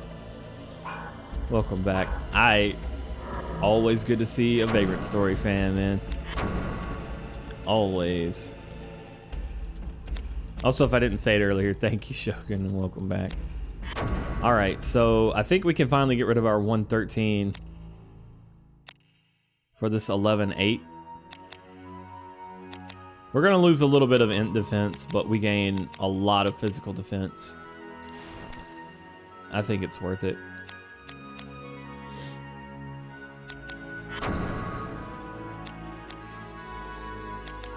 (2-9) versus 5-6.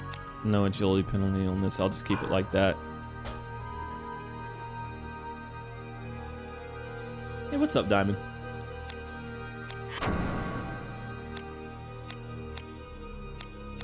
Those ring leggings aren't bad. I really need some bronze booties. And that would help out a lot. Weapon-wise, the only thing we got was the Stinger. We could turn that into our two-handed weapon. I mean, our edged weapon. If we wanted to keep an edged weapon around. Y'all, what do we want to do? Do we want to just keep doing the dagger staff thing, or do we want to play it smart and carry an edged weapon with us as well? The intelligent thing to do is to keep an edged weapon, for sure. So are we going to be smart, or are we going to be stupid? That's what I'm asking, basically.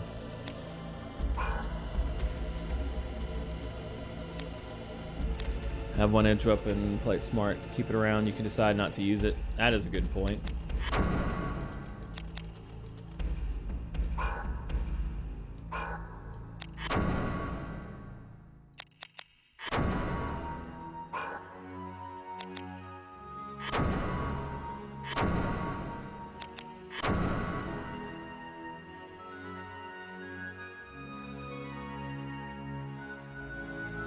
I'm seeing a lot of people liking the two-handed axe. Alright, we'll keep it around. But if we're gonna keep it around, the question is, what do we call it?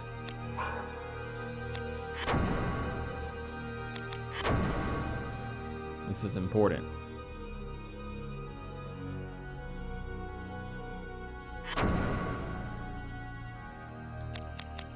Two-handed axe. What do we call this dude?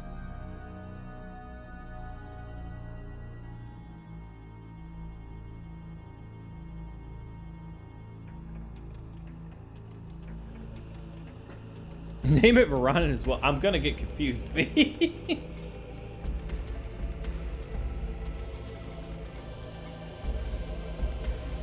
Questions because we're gonna axe them?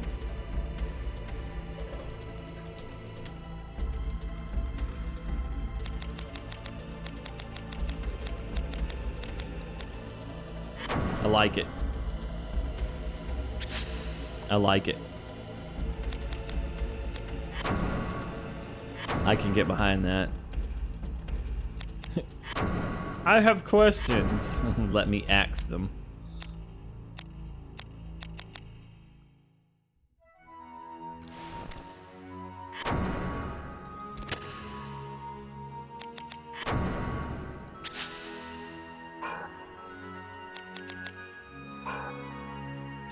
Let's see. gotta get the phantom power built back up on these. Shouldn't be hard with instill.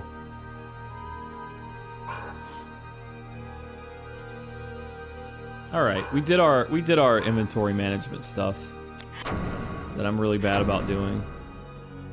No, thank you for the gift of question, senpai. Never question your senpai. What defense abilities do we have? Ward on square, and then reflect damage and impact guard. Okay.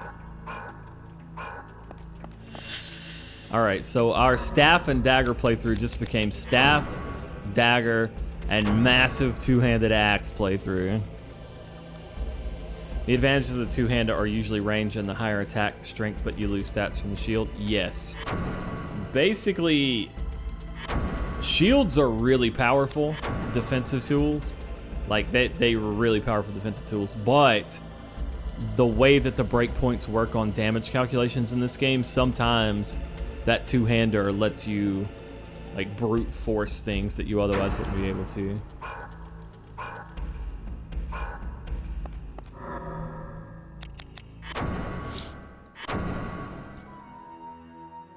Oh, we can probably... What do we need to do here? Oh, those are both bronze. Bronze targes. Do they have gems in them?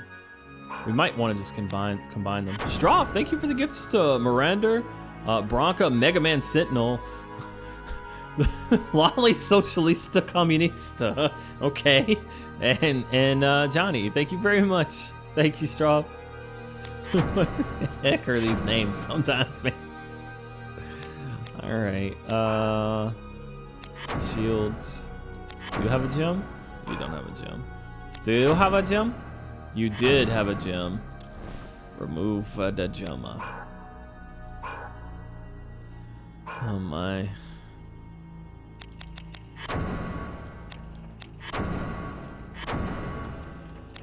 Bronze Targe?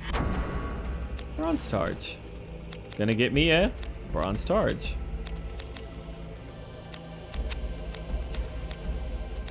$14 physical.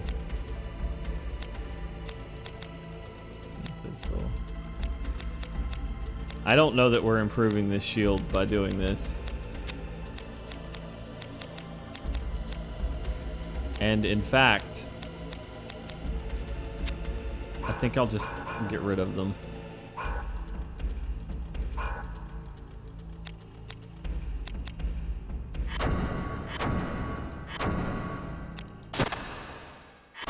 We'll just keep our quad shield. I don't need the charges. All right, now.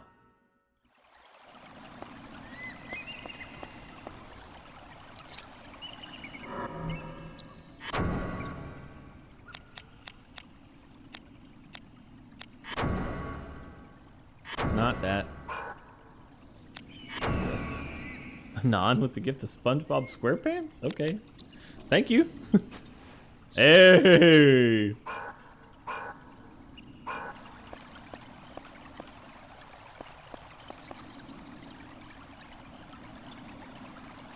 Time for some axing. We gotta use instill to get its phantom points up. It won't really do much until we do.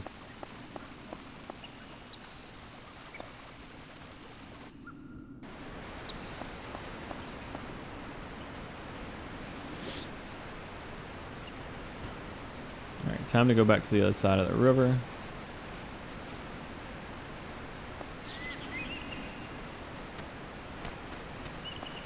Let me check our map.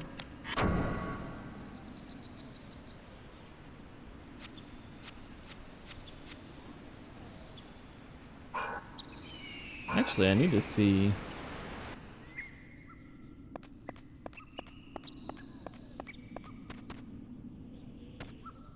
That is not a way that we can go. That is a place that we can fall and take damage, right? And we came from here. All right.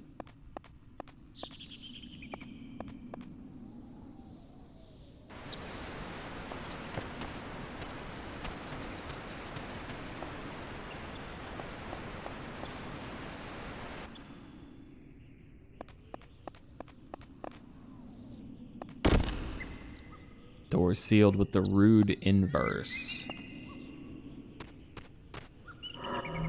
Remember the previous mention of rude that we've had would be the rude necklace of the Iokas priesthood, once owned by Tia. So an inverse root of the Iokas priesthood.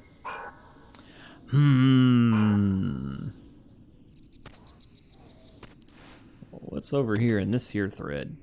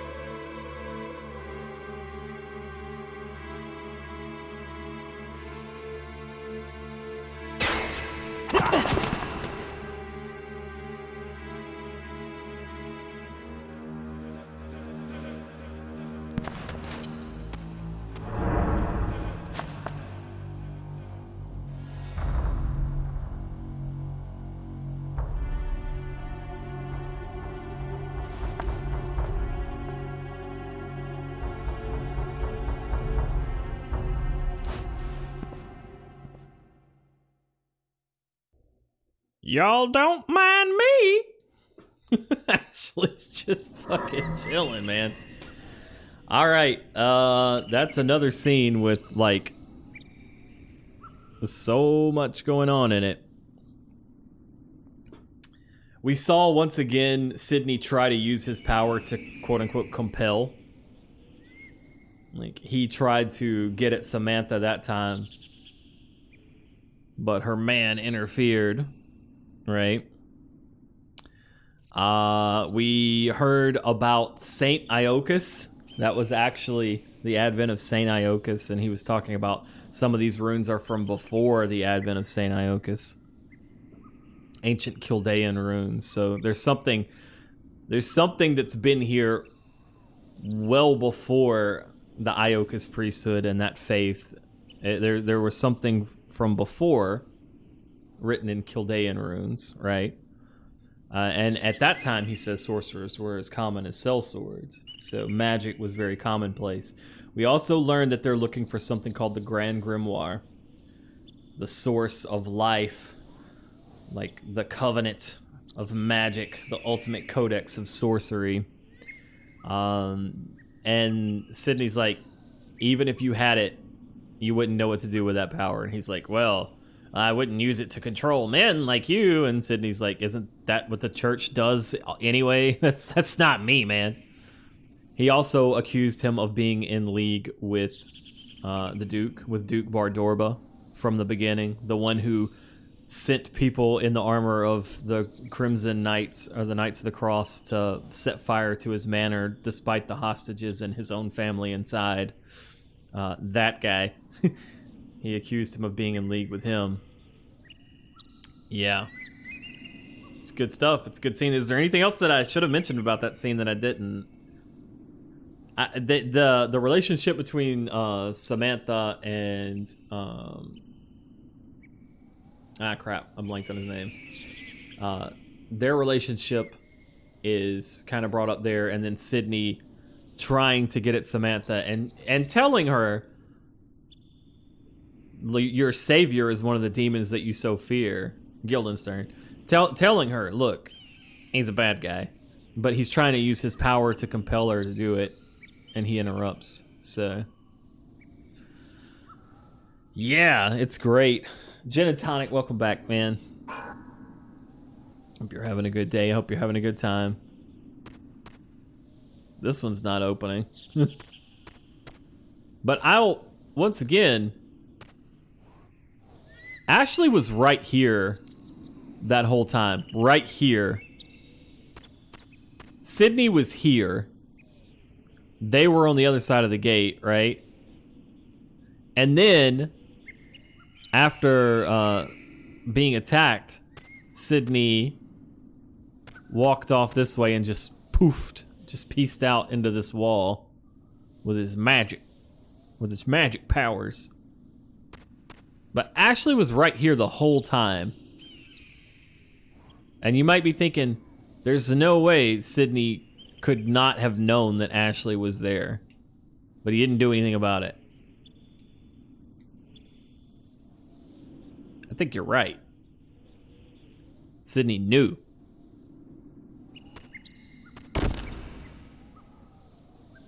Anyway, just wanted to kind of point that out. Hey, my pleasure, Finks. Yep. In fact, yeah, exactly. That's my suspicion as well. We don't want to talk too much about spoilers sort of stuff, but I think that Sydney wanted Ashley to see that interaction and to see what's going on there. Sydney didn't show himself for no reason. He doesn't have to. He does not have to confront him. He doesn't have to do that. Yes, there will be VODs for this. Yes. You can watch them in the past broadcasts here on Twitch now, but I do intend to put them on YouTube as well. Alright, so this guy's gonna hit us really hard. I don't know that this is the best enemy to buff this weapon up against, but we need to get started working on it, so.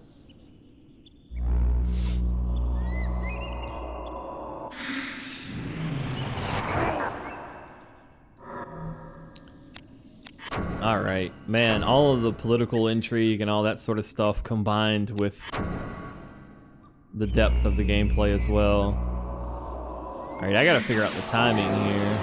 I don't know the timing on this very well.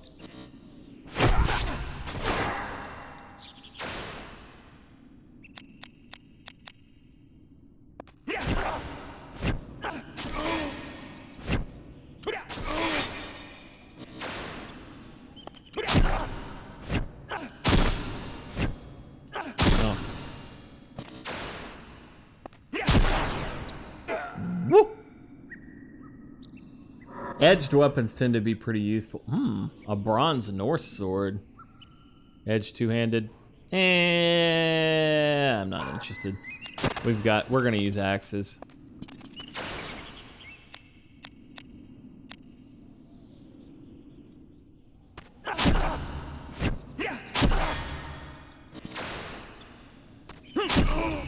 Crap.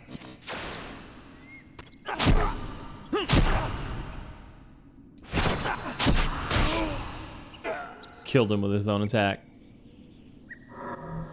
No, that's fine. Or wait, did I say? No, I need boots. I need booties. Certainly a unique way to use an axe. It sure is. How are you doing today? Let's see. How's our phantom power? Our phantom power is already maxed out. Because I guess it's tied to damage, and because we hit so hard with it, we already maxed the phantom power on this bad boy. All right, well, cool. All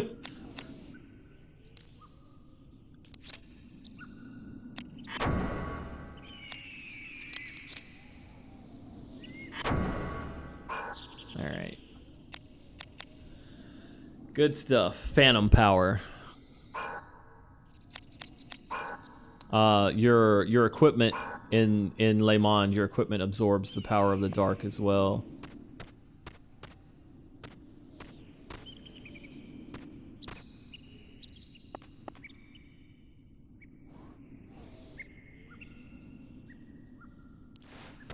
Yep, instill, super useful.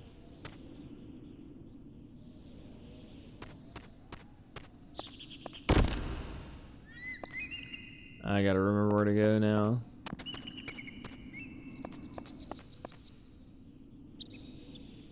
EMP fandom power.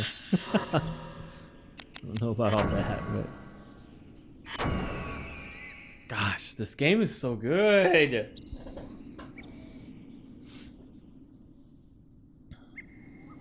I've been saying that a lot lately. This game and Dawn of Dreams especially have had me just gushing. I'm happy. I like playing this.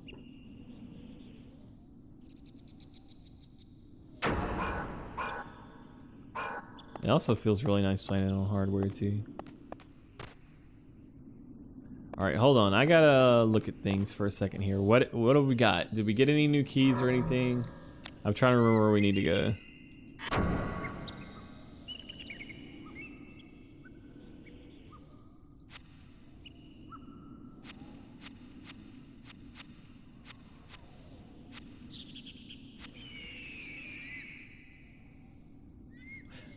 Maybe we can go to City Walls West? No, that's not gonna be it.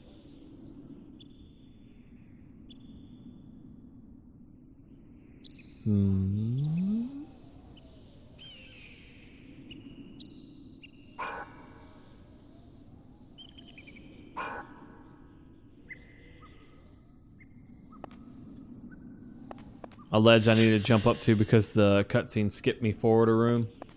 That might be it.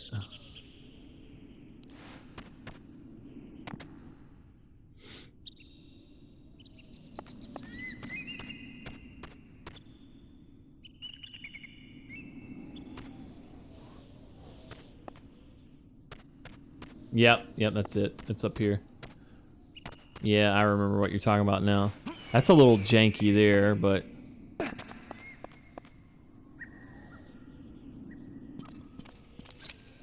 You mentioned before you think very few games have a good story. Would Vagrant Story be one of them? Vagrant Story has got one of the better video game stories. Although the thing about it is, it's not that the story in and of itself is super wonderful, but it's rather the way that it's presented that I really enjoy personally. I think that goes for a lot of stories. There's not so many different types of stories in this world to be told, but it's how those stories are told is what makes them interesting or not, for the most part. That guy just chilling over there, man.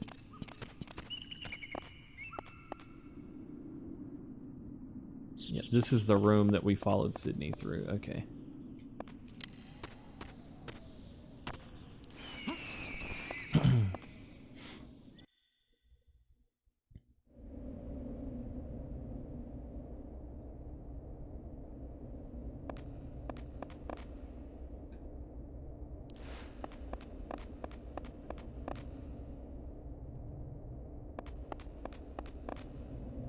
New sort of area now, huh?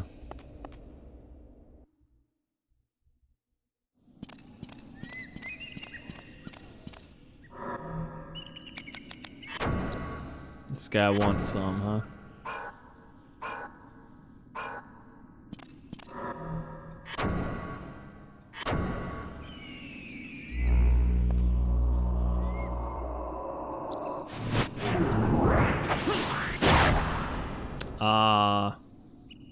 The wall got in the way.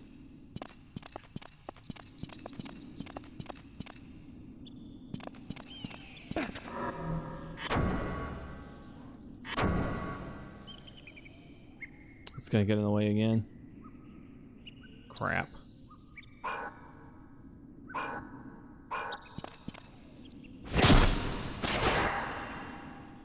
He missed. Okay.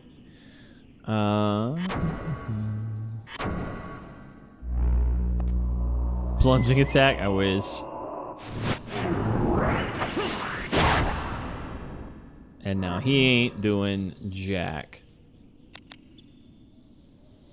Let's see, what does... I think V needs phantom power built up, so we need to use instill. I want to use instill and I want to use magic gain to get back my MP from this heal that I'm about to cast. Magic. Gain magic on... okay, I guess I will put it on circle. No, we don't need instill. Yeah, we need instill. We don't need temper right now. So circle and triangle is what I want to use.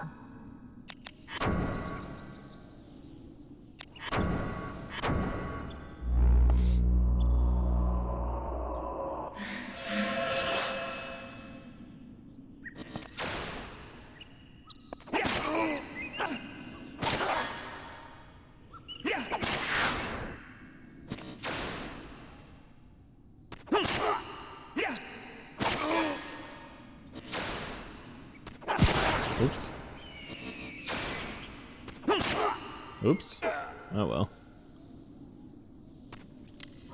Trying to get V some of her phantom power back here. Let's see, what do we got? Yes, maxed. All right, we're good to go. I don't need to worry about instill anymore.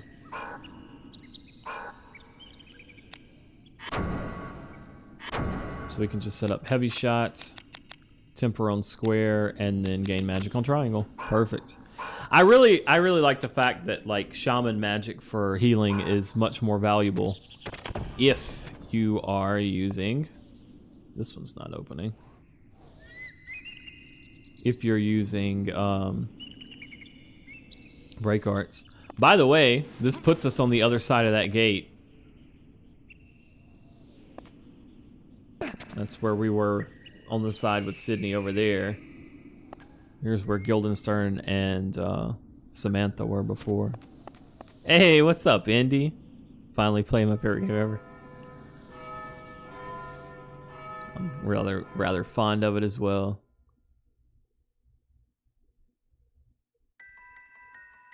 Now it gets spooky. Now it gets a little spooky. Undercity.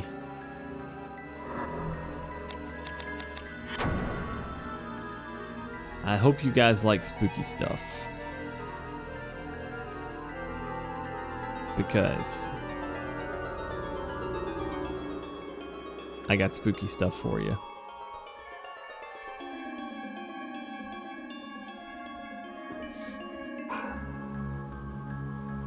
Let's see, I think there's evil and undead types here. Let me see.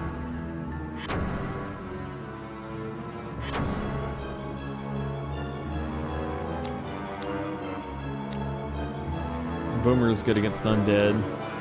Phantoms. Yeah, phantoms are, that's a good point.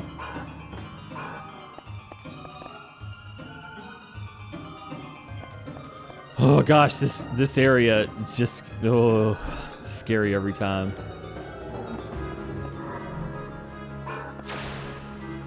Alright, these guys are undead.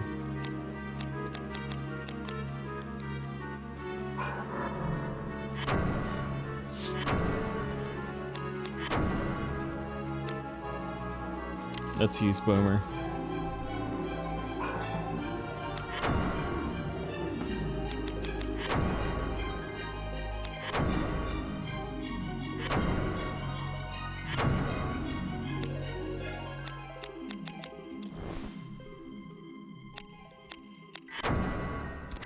Which one of these has the Iokus gem in it?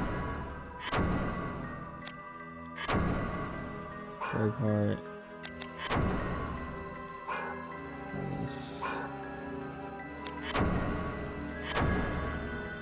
White Queen. Wait, where's my Iokus?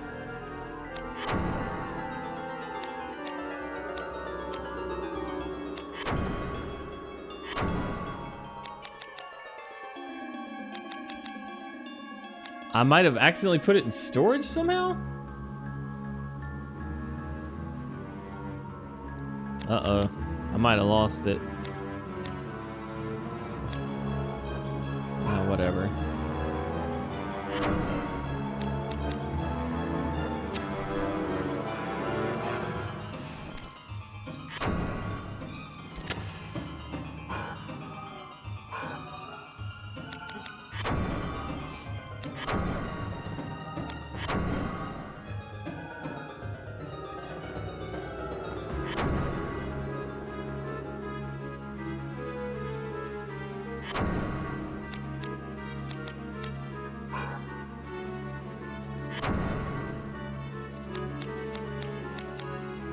Let's go!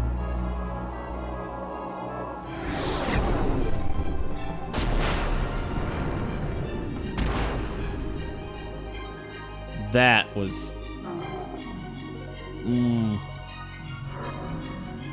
Oh, Hagane short sword. Nice. Oh, the Snowfly draft is not bad either. Whew. All right, well that was a lot of damage, but now let's get our MP back.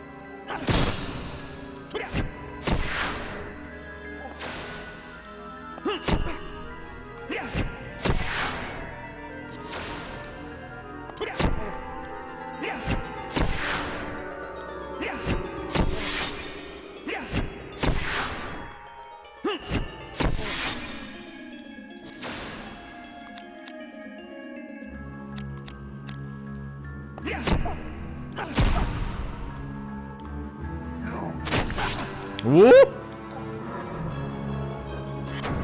Mama, it's hard.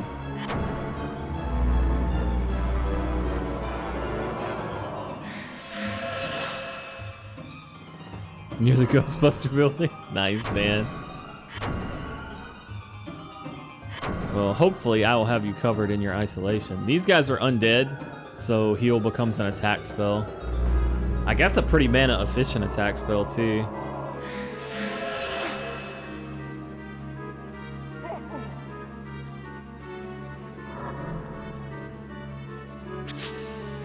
Iron boots, huh? That setup.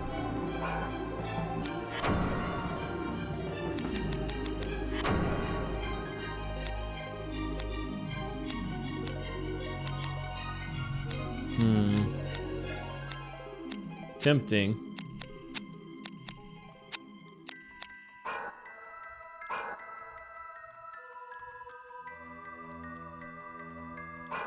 I don't think that I have an undead specific grimoire, no.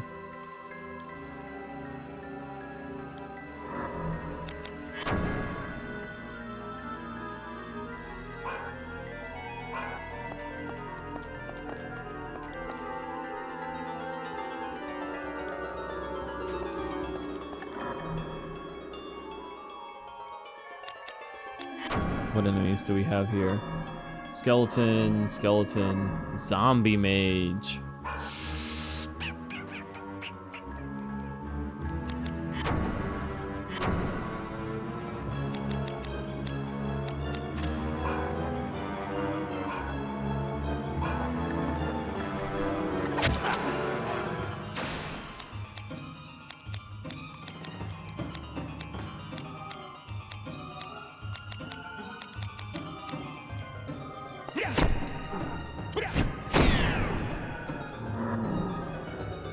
There we go.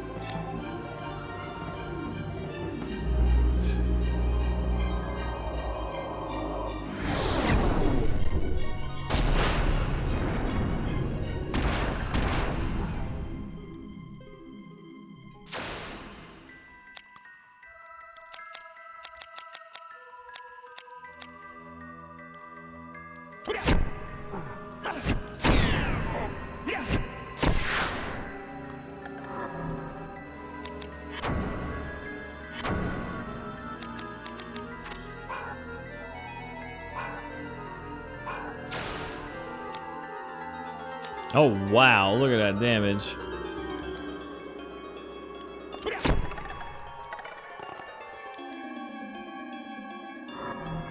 Ooh, Hagane spear. Wow.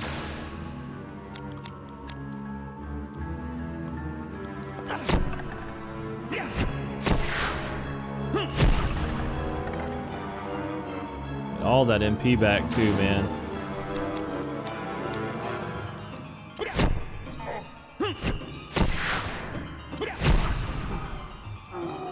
Wow.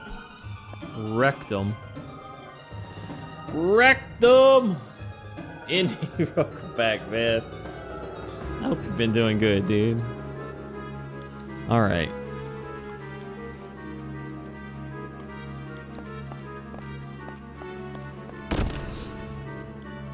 That's the silver key door.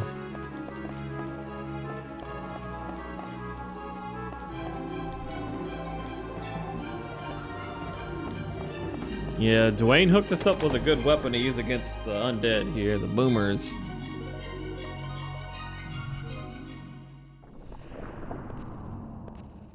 Oh.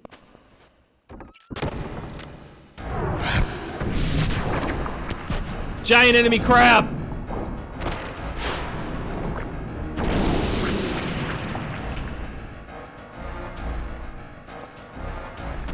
I forgot about this guy. Okay. All right, all right.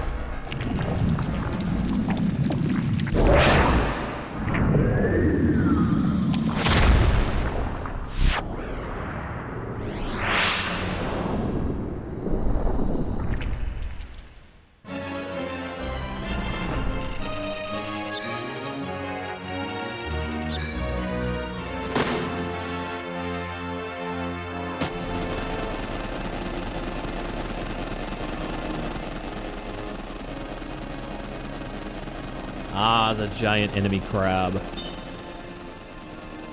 Oh, why are we getting such terrible rolls on this playthrough, man?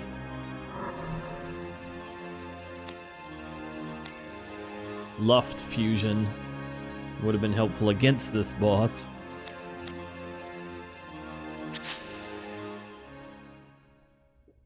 Nice. All right, let's see.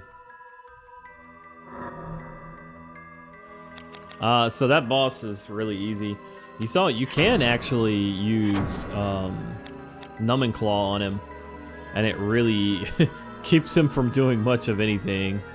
But his chain evasion is such that it's not really worth. You can try to finish your combos with it. The thing about numbness, if I remember right, it's removed if you hit them afterwards. So it has to be a finisher, basically, and then you can lock them down. But like I said, this guy, he's just really not that tough, so.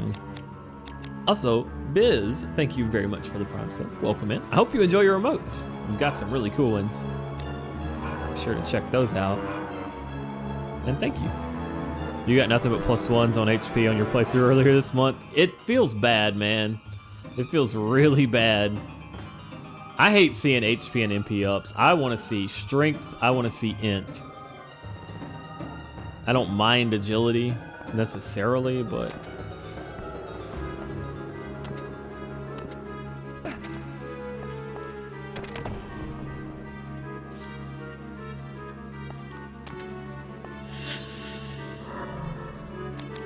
all right.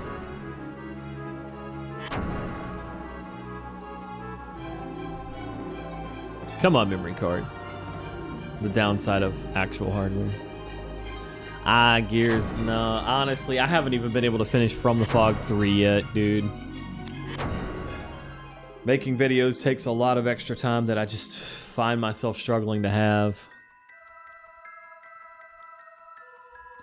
Hey, Conquer, how are you doing? I'm doing good. I'm having a good time. I really wanted some Vagrant Story, and I got some Vagrant Story. Lock the iron key. Okay. This location is what?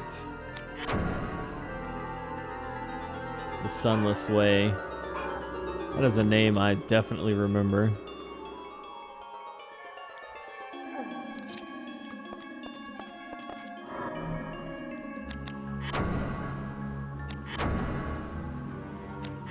These poor unfortunate souls.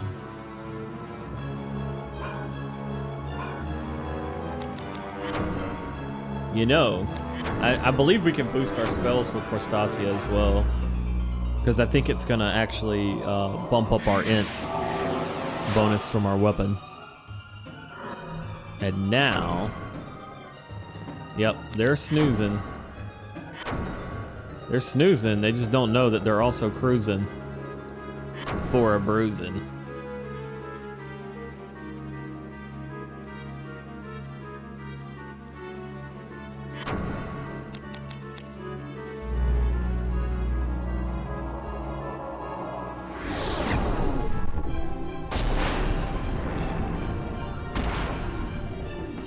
See ya.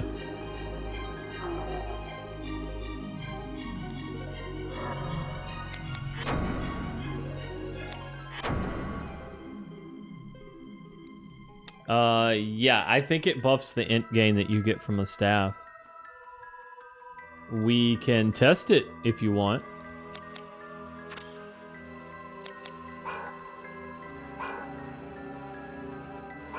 Alright, first let me get my magic points back. I mean, if nothing else, it at least lets you regain your mana more easily.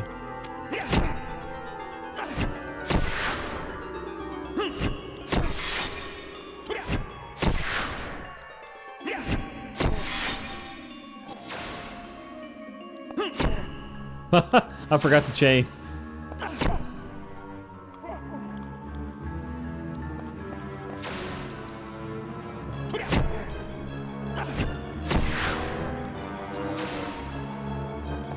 Ah, crap.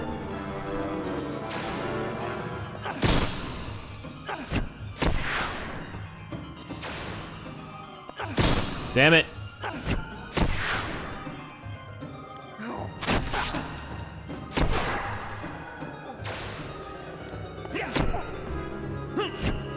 Alright, now I've got the mana. Alright, so. Hey, absolutely my pleasure, Kaiser. I love this game. Thank you for watching. I appreciate that. Alright, so we're looking at her right arm. We're looking at 128 damage right now on the Spirit Surge. But if I remove Boomer and then re-equip Boomer, that should get rid of our Prostasia. Equip up goes away. Now when we go to cast Spirit Surge on her right arm, it's 128. It does not boost her int, so I was completely wrong. But it does boost the amount of MP that you're going to be getting back from your gain magics. So it's still worth, but no, I was wrong about that. I thought it actually boosted your magic damage.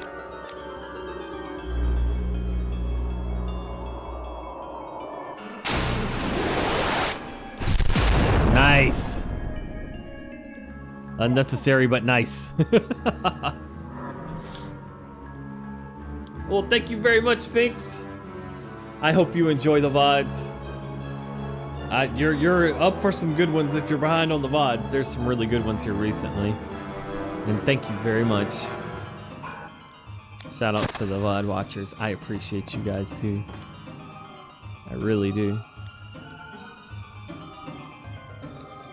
While Prostasia was active, only the attack strength was buffed blue and the attack int was still white. I see. That's something I did not know.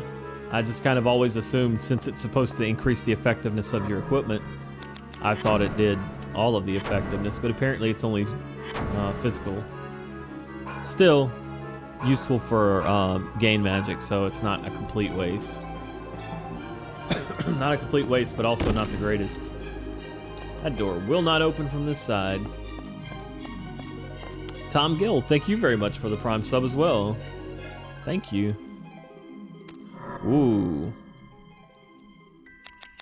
Remember to take break days and not overwork yourself again? Honestly, the only thing that's stressing me out right now is from the fog, to be completely blunt. I want to keep making it, but the pressure to do it in a timely fashion leads to me not wanting to touch it, which leads to it being later. That zombie mage is the problem, huh?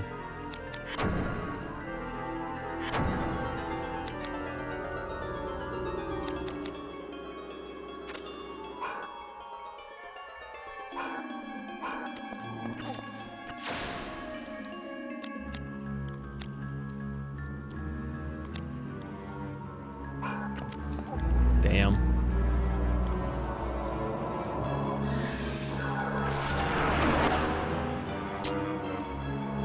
All right. Let's get stupid then.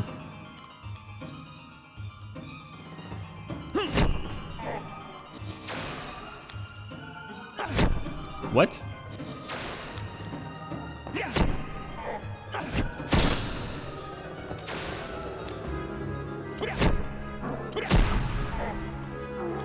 Never mind. Forget the silent. I'll just beat him to death. How about that? The hell with it.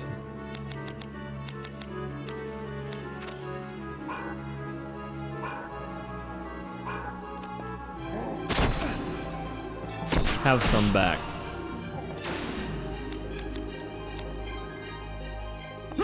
Crap. Well, I missed anyway, so it didn't matter. Oh, I wanted to chain it. If you chain the crits, you get some really high efficiency.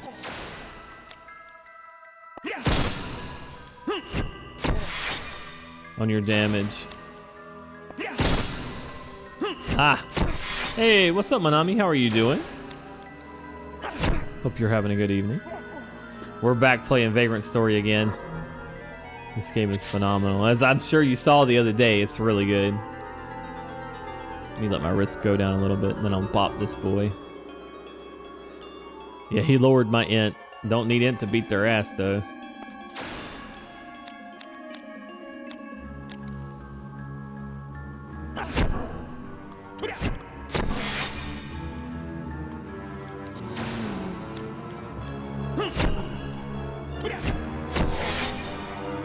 Crap.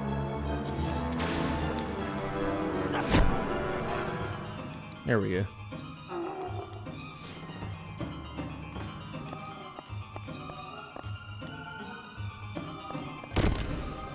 Silver key door.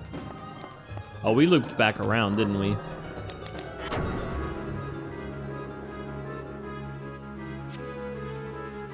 No, we didn't. Just found another door that uses the silver key. Alright, cool.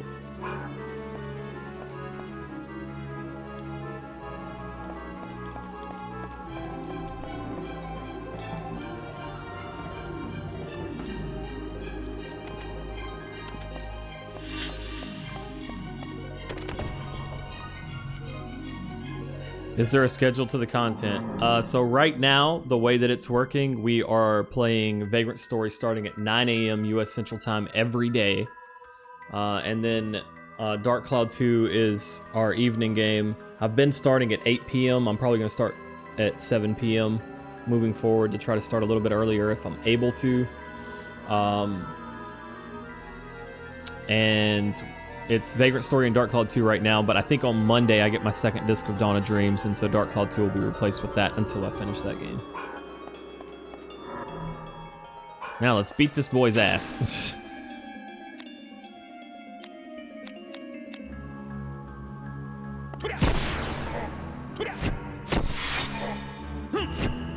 a paddling.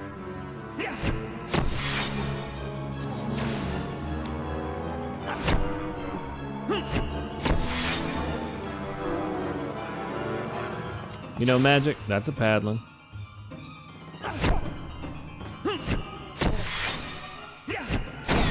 Why did I use that?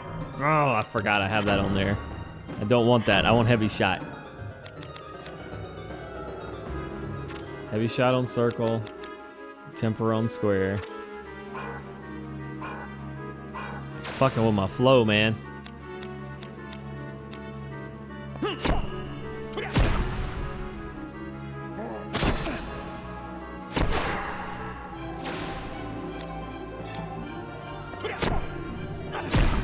Whoa, that's fast.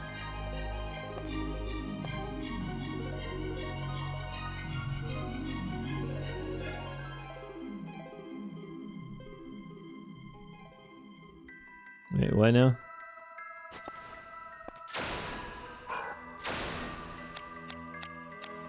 I completed the Chris run in Resident Evil 2. But I just don't like horror games, guys. Quote-unquote horror, even. It's not my thing. God damn it, I'm never gonna hit that if I...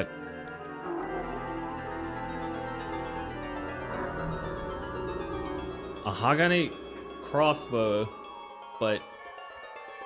Nah. Maybe someday I'll do a crossbow run. That day is not today. Alright, this door's locked.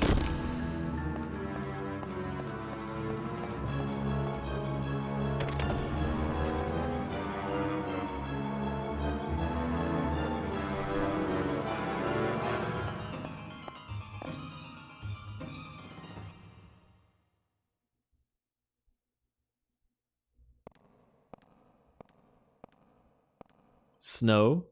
No, snow flies.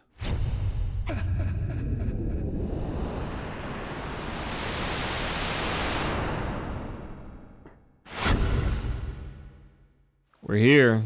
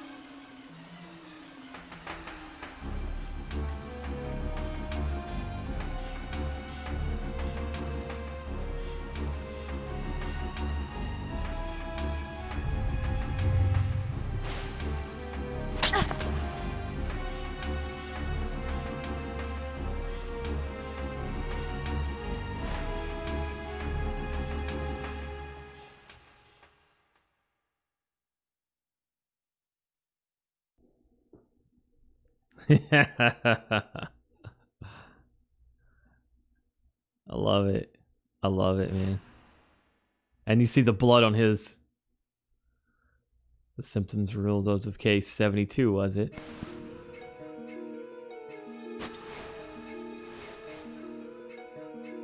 Borrowing another's eyes and ears, clairvoyance, if you will.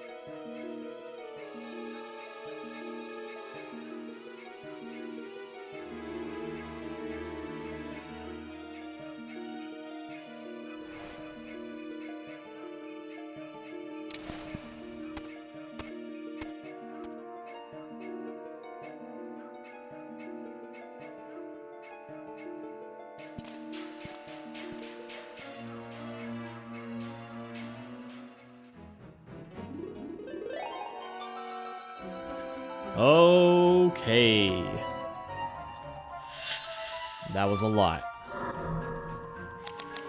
First off, Lasate. They mentioned Grand Steward Lasate. He's the commander of the VKP, the Valendian Knights of Peace, aka the Risk Breakers, of which Ashley is a member, and of which Rosencrantz claims to be a member, although Ashley clearly does not believe him. I will cut you next we meet. Yes. So You can actually see Lesate. He is in a cutscene that plays if you let the title screen run and you don't press anything. And in fact, I think we'll end today by showing that cutscene so that you guys can see it. What else? Samantha referred to Guildenstern as Romeo. That's his first name. He is Romeo Guildenstern. Lots of very transparent Shakespearean references there. Let's see, what else? We saw through Samantha's eyes there, Ashley did. And then we actually saw the blood on Ashley's face after Samantha was slapped. So there's more of a physical connection there. Not just seeing through the eyes, right? Really cool stuff. Nisa was keeping an eye there and was really confused, I'm sure, when Guildenstern slapped the crap out of Samantha. More importantly, we learned a lot about the history of the world and of Le Monde. Le Monde, home to the Kildaean priestess Mullencamp. So the cult of Mullencamp is the cult of an ancient Kildaean priestess. We've learned about the Iokus priesthood, right? We've also learned that the Kildaean runes and such are older than the Iokus priesthood. They've been around since before the advent of Saint Iokus. And apparently, long ago, there was a priestess by the name of Mullencamp. We also learned that Le Monde is a wellspring of dark power, right? We also learned that the cities of man apparently have a paling put around them, a barrier to keep the dark out, except in the case of Le Monde, it's a special place with connections to the dark in the first place, so even if you put a barrier around it, it's just going to keep the undead in. Also, the earthquake of 25 years ago appears to have been intentionally caused to create a bunch of soulless bodies, a bunch of corpses here for the powers of the dark to possess. Absolutely fantastic. Absolutely fantastic. Dark Bright, I hope you enjoy all of these games, man. And also, according to Rosencrantz, the VKP knew about all of this and didn't tell Ashley because they didn't think Ashley would come here. They thought Ashley was going to go in and catch Sydney, and that was going to be it. But Sydney got away, and Ashley, instead of waiting for orders, he pursued him to Le Monde. Also, an interesting thing about that, Ashley says that Risk Breakers work alone, even though he is working with Callow. So, you could say, well, she's not a combat agent, maybe. I don't know. I think it's more simply the fact that Ashley doesn't trust Rosencrantz, period. Yeah.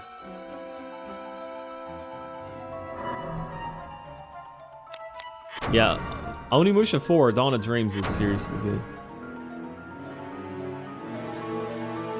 Yep, an Inquisitor, support, and recon. I understand that you can look at her differently, but she is still working for the VKP. Actually, furthermore, not only, we talked about Grand Steward Lesate, but there's also a High Inquisitor that we will see in this cutscene that I'm about to show you guys as well. And that is essentially going to be Callow's boss. So, yeah. All right, I'll show the opening cutscene that plays from the menu now, and we will end the stream with that for the day. Also, I guess this is kind of spoilers, but not really, because we literally just had the cutscene that talks about it. People probably just haven't made the connection. Everybody, I'm sure, is sitting there in the intro sequence going, who's the dancing lady? That is Mullencamp. That is the priestess. That is the ancient Kildaean priestess. That is who that is. So, yes. Now, I'm gonna hit the reset button here. It's gonna flicker for a minute. We're gonna have some resolution changes. It'll play through that opening so you can see Mullencamp. And then after that, I'm gonna let the cutscene play out so that you can see Lasate and the Inquisitor. And you can also see some political intrigue from the church, because there's gonna be a church representative at the Risk Breaker meeting. He's gonna have an outburst about the religious freedoms of others. The guy's kind of clueless as to what's really going on, but yeah. You guys enjoy it. After that, I will end the stream. I'll be back this evening with some Dark Cloud 2, probably around 7 US Central PM.